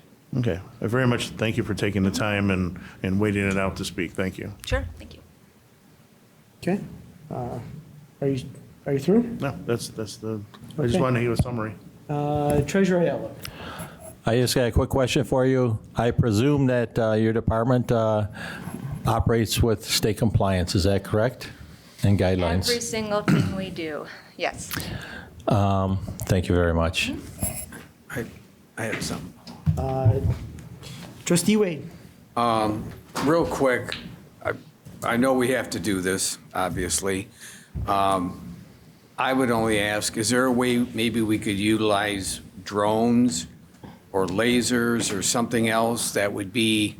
I'd have to ask That Mary would be Hein more about our intrusive. budget for drones and lasers. Oh, it's not like a drone in my We do use backyard. measuring Yeah. lasers, which are much more Okay. precise for the larger commercial industrial structures, and those are really cool. I'm not sure a homeowner would like to see that. There's something about stretching a tape. Sometimes they even come out and they hold the end, and we could stretch it together and see that the measurements are not accurate.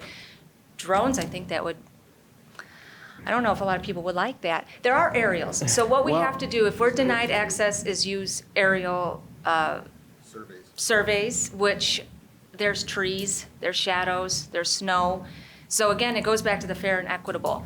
If we can't have access, I still have to do my discovery, I still have to canvass, it's like a desk audit. It's not as good. It's not as good as eyes at the property. We do it if we have to, but it's not a fair and equitable treatment when we're visiting all the other properties.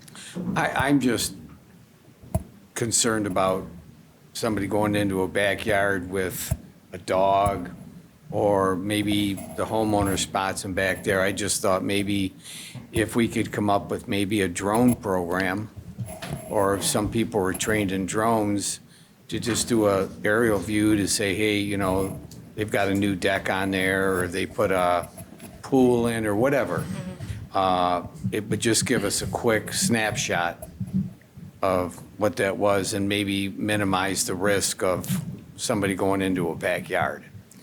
And the other thing, and I'm not saying this in a pejorative way, but the Fourth Amendment is very complex.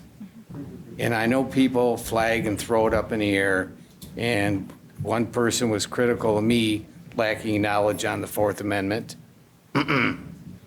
But I've had extensive training in the Fourth Amendment, trust me.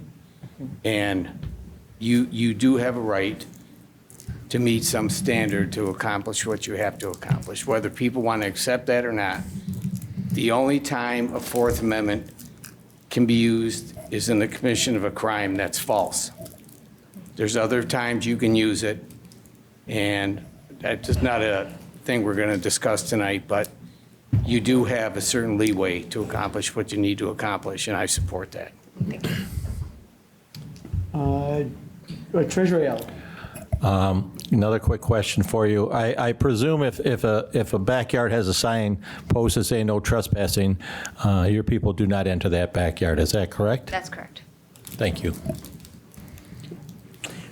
As well, Ms. Schwartz, there are limitations on what you can and can't do in terms of canvassing that are actually defined by the very rule that you referenced. Yes. The one created by the State Tax Commission. In a sense, it says, briefly, an assessing official in the course of official duties and absent criminal intent may walk upon a property without first obtaining permission. You may wish to honor obligation to leave the property if requested to do so by the owner. May not enter a house or other building near a house without first obtaining permission of the owner. May not look in the window of a residence without permission of the owner. Yes. So those are the specific rules that the State Tax Commission has created to be in compliance, at least in their belief, with the Fourth Amendment of the U.S. Constitution. That's correct, yes. Okay. And that's from the State Tax Commission and the Michigan Attorney General opinion.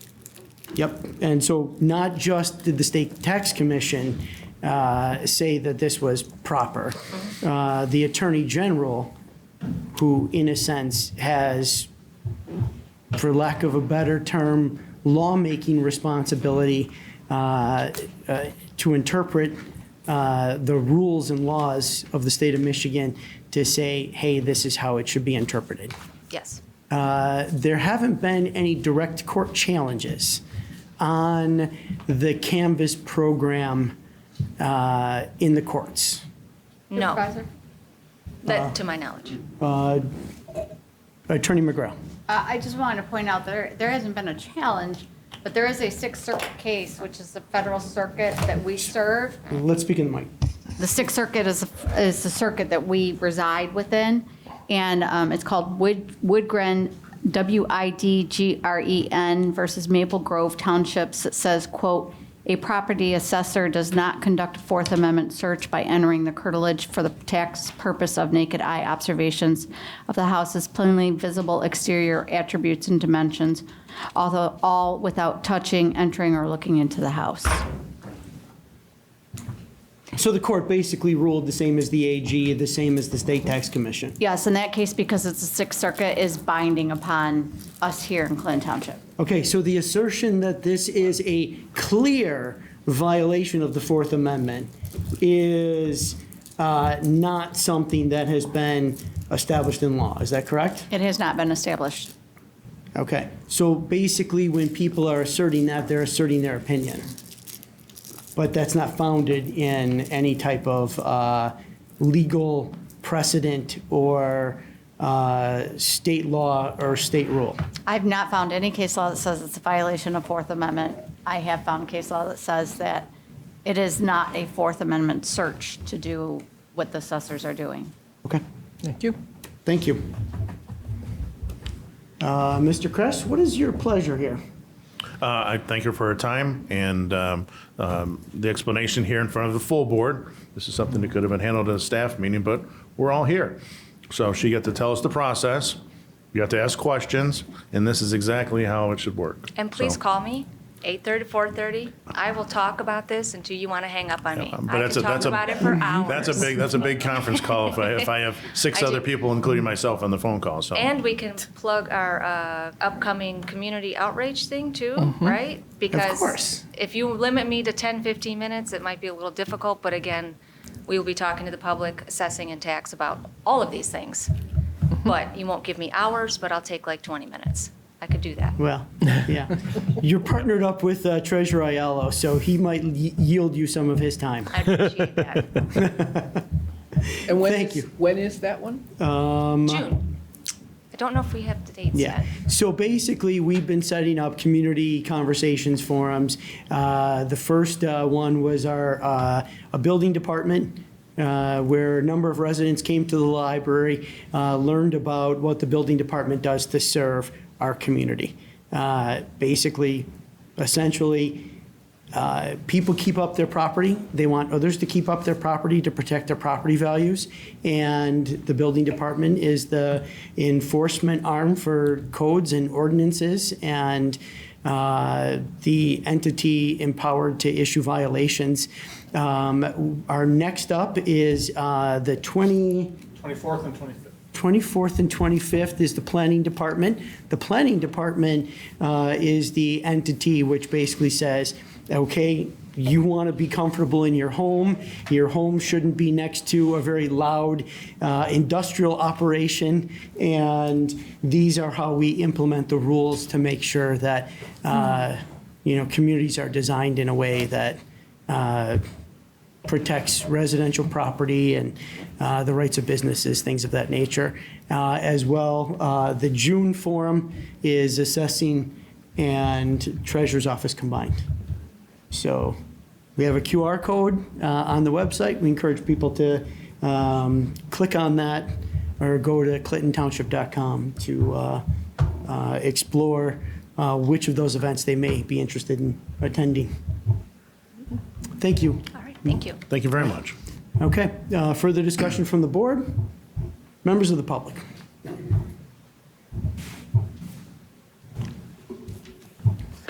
Sam Bushel. There again, unless, this is the Attorney General opinion that the assessor is using. This came to me from the township. I'm sure our attorney knows. In Michigan, the Attorney General overrules the State Tax Commission on laws. The Attorney General is the rule of the land in Michigan. And in this particular case that I got, I didn't dig this up. This was sent to me, and I'm assuming maybe the attorney came up with it or whatever. But it's got down here. It's from, and this is not new. It's November 16th, 1995. And to set you, basically, I sent all this to you guys a week ago, just so as you would know. But it's right here, clear on here. The Fourth Amendment protection against unreasonable searches and seizures extends to both homes and the curtilage area of home life surrounding the homes. And there again, it's pointed out, that's the whole building lot. And that's, it's a matter of, with ICE running through and violating people's Fourth Amendment rights, is that what this board wants to do? You want to be the people that are going to continue on violating people's Fourth Amendment rights. I think your easiest way out of this is to get our attorney to give you a written, not talked about, a written thing. Is that, and I'll be for you tomorrow. If there is a newer Attorney General opinion than this one that you sent to me, we're going to get it. But this one makes it clear. You can't go in backyards. You can't do it and without violating people's Fourth Amendment rights. Mr. Bushell, do you mind if I ask for the citation of that? Nope. Okay. And then there, I'll be able to we'll address have that. to He's take on them, his 3 minutes. give them minutes back, though. It's a matter of, I believe this board should ask our attorney to give a written opinion. I believe you should ask all of, and there again, I wrote this to you so you would know, before Thursday at 1 o'clock, was the fact that our different representatives and state senators, they should be asking the Attorney General for an opinion. And if this is the only opinion, it's pretty clear. I think we all understand English. And it's very clear. You sent it to me. I didn't send it to you. And if this is the only Attorney General opinion that you're dealing with, you know you're violating people's, you can read English. I gave you the definition. That's not, I didn't make the definition up. The attorney mentioned curtilage just earlier today. The State Tax Commission does not overrule the Attorney General. And I believe that, if this board, if any one of you is interested, I can't ask her, but any one of you could ask her right now.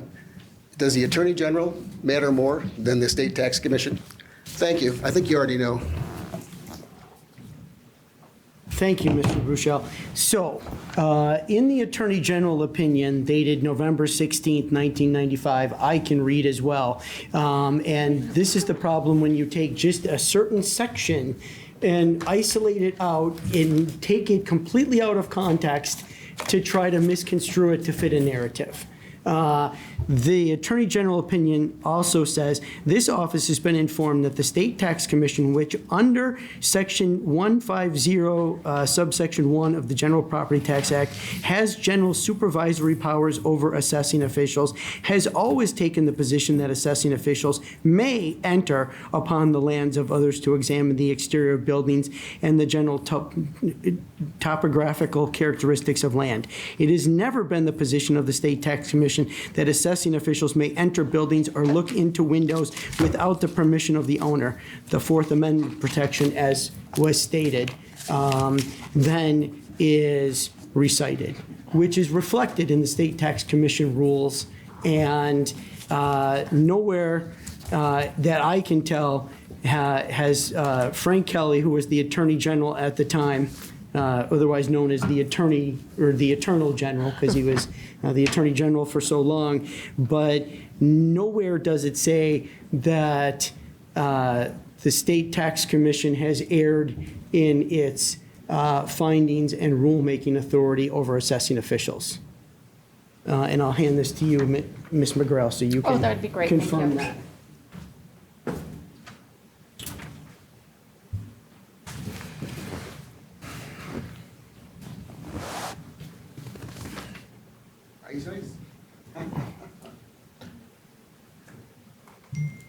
Since there is no real action item on this agenda, may we move on?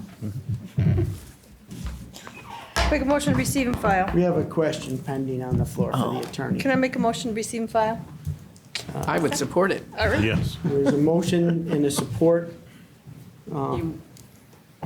So, Ms. McGraw, the question was, does the Attorney General opinion anywhere state that the Tax Commission has somehow erred in the direction that they provided to local assessing officials? Or does it say that their actions are improper in the way that this has been interpreted? Honestly, as I'm looking at this, and I'll do a little deeper diving afterwards, I'm not even seeing that this is an official Attorney General opinion. This appears to just be a letter from someone who works for the Attorney General's office back in 1995. So there's plenty more materials that I can share with you. Yeah, I mean, to render. In your Attorney General's office, obviously, you have people writing letters all the time, right? But actually issuing an opinion is a whole another level, a whole nother step. This doesn't appear that's met, nor does this say that there has been a violation. The Sixth Circuit, which is binding, and an Attorney General opinion is not binding. The Sixth Circuit is binding, and it has held that it is not a Fourth Amendment search for assessors to go into the curtilage. Okay, I think that clears it up. Clerk Meltzer. Just as a point of, both you and I were served in the State House. We know that Attorney General opinions don't just go to any resident. It has to go through a state elected official and been, asked for and then given through that. So they're not just handed out to individual. Correct. So the motion has been made, Yes, supported? and seconded. Roll Yes. call, please. Clerk Meltzer, yes. Trustee Matuzak? Yes. Trustee Wade? Yes. Trustee Kress? Yes. Supervisor Gilliam? Yes. Trustee King? Yes. Treasurer Aiello? Yes. Motion passes. Okay. That brings us to item number 18, request to approve the replacement of 2 ceiling-mounted makeup HVAC units in the Township Civic Center. Dear members of the board, the Department of Public Services is requesting approval for the demolition, removal, and installation of 2 ceiling-mounted makeup air units located in the Hall of the Supervisors and DPS offices. These units are an essential part of the HVAC system to bring in fresh air from outside to the system. These units were the original units for this building and are over 35 years old and well beyond their life expectancy. These units are obsolete and parts can no longer be found. DPW has obtained quotes for the removal and installation of the new makeup air units, and the lowest is Goyette Mechanical in the amount of $77,902. Thank you for your consideration of this request. Sincerely, Scott Kleinfeld, Assistant Superintendent of Public Works, and I'd like to make a motion to approve that request. I'll second that. Been moved and supported. Questions, Trustee Matuzak? Is this, Oops. What happened? At least it's not the that's why I table. have a top on it. Yeah. Check what's in there. Thought you found it. Was this item budgeted for? No, this would be a change order to our current contract with Goyette. But we have talked about in future years, we're actually doing a plan where we're replacing 10 at a time. Unfortunately, these have come due before April 1st. So they would have been in the budget for April 1st. Okay, so they'll be in the, because I know we've talked about having to replace these units as just part of ongoing maintenance. Yeah. So that'll be in next year's budget, but this is, Right, will be in this year's budget. Similar to our sewer program where we have like a 4-year plan. Right.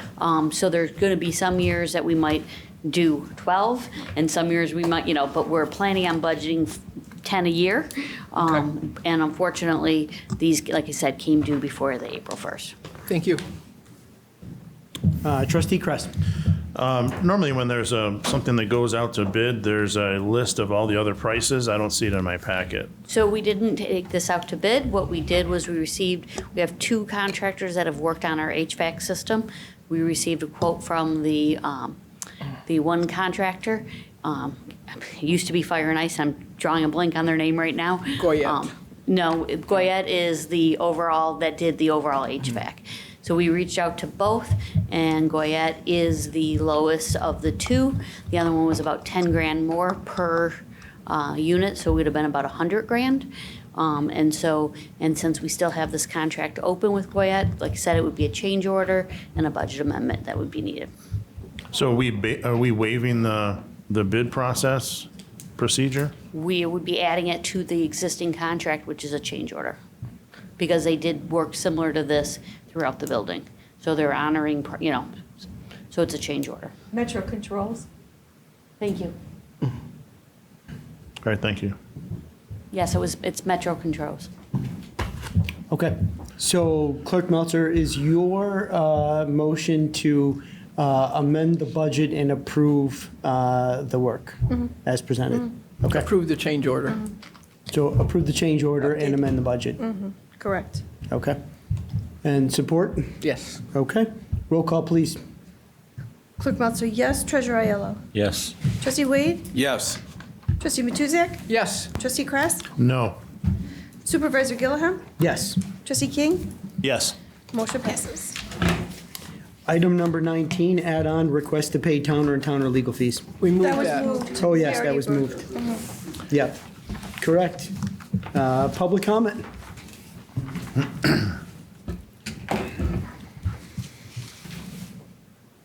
Thank you, sir. Mr. Duggar.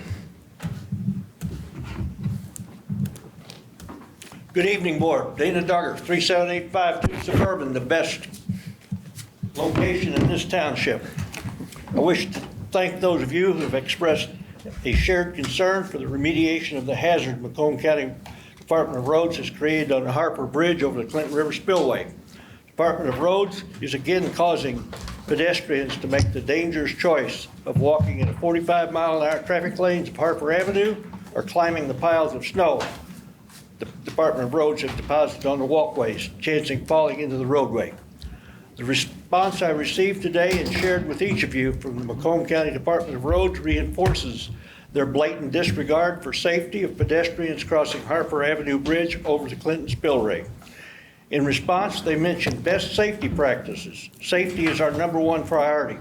I struggle to understand how best safety practices and safety is our #1 priority can include causing pedestrians to walk in the traffic lanes of a 45-mile-an-hour roadway or climb over piles of ice and snow the road department has placed on the walkways that have been used for transit for over 70 years. Their response leans heavily on the walkways not meeting current standards as sidewalk. Department of Roads' position shows a shameful and blatant disregard for the safety of pedestrians. Technicalities clearly trump safety concerns. Department of Roads has the audacity to say, paraphrasing, pedestrians crossing the Harper Avenue Bridge do so at their own risk. Alternatives are not suggested, perhaps levitation. Not all of our residents have the means to cross the bridge in a vehicle. I frequently see folks struggling to carry bags of groceries over the snow and ice covered walkways. Note, the author of the response lacked the fortitude to sign it. Instead, they just inserted the Department of Roads logo. Perhaps they too are ashamed of the Department of Roads' disregard for pedestrian safety. As they steadfastly exhibit lack of concern for the safety of pedestrians having to transit this thoroughfare, I have suggested Department of Roads revise their current state mission statement, which reads, Department of Roads is dedicated to providing the public a safe and efficient transportation system. I suggest they adopt safety be damned. We have technicalities on our side. This would better describe the position they take. I continue to urge the Department of Roads to implement a plan to keep the walkways clear for pedestrians, as this is their only means to cross the waterway.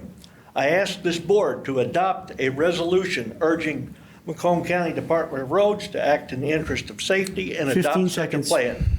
Please know, I have contacted all the county commissioners, the executive and the drain commissioners. As always, my goal is to keep the east central area of our township safe and a desirable place for families to work, live, and play. I wish the county had the same goal. Thank you, Mr. for Duggar. your indulgence. Thank you.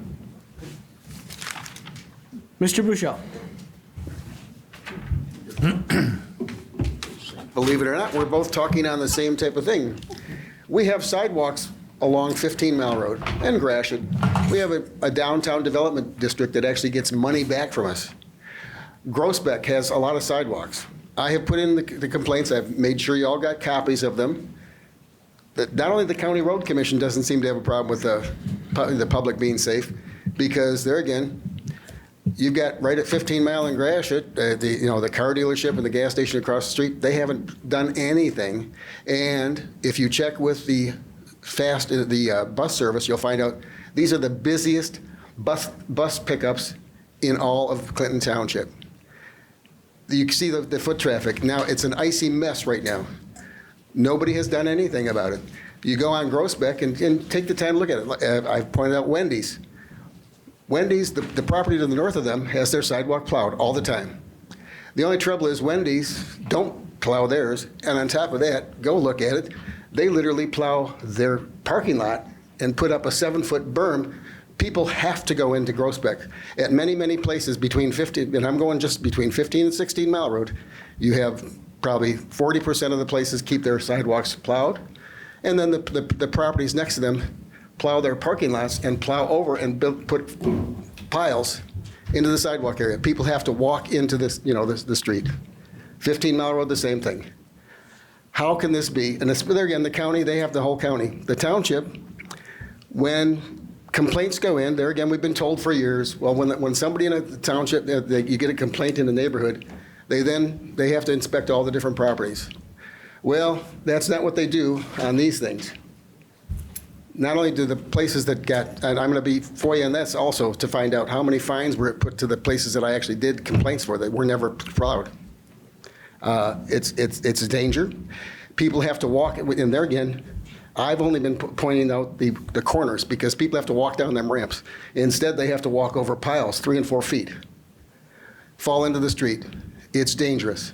We still don't know what happened to the guy on 15 Mile Road, 72-year-old, found on the side of the road. Was he hit by a car? Was he nothing on the website for that? Maybe when they do it for compliance, it'll be on there. But this board, are you all happy that you're aware of this? You're aware of the danger. You're aware of people have to go in, with walkers going into the street, and you're allowing it. And we've got, you've all taken the oath to follow the law. And there again, it's kind of funny that we're talking about ICE, because ICE... 15 seconds, Mr. Bushell. Okay, Fourth Amendment, ICE, if you voted to allow this, you're doing it. Okay. Further public participation? Motion to adjourn is in order? I'll make that motion to adjourn. Is there a second? Second. Okay, trustee Matuzak seconded. Sitting here. Roll call, please. Treasurer Aiello. Yes. Trustee Matuzak.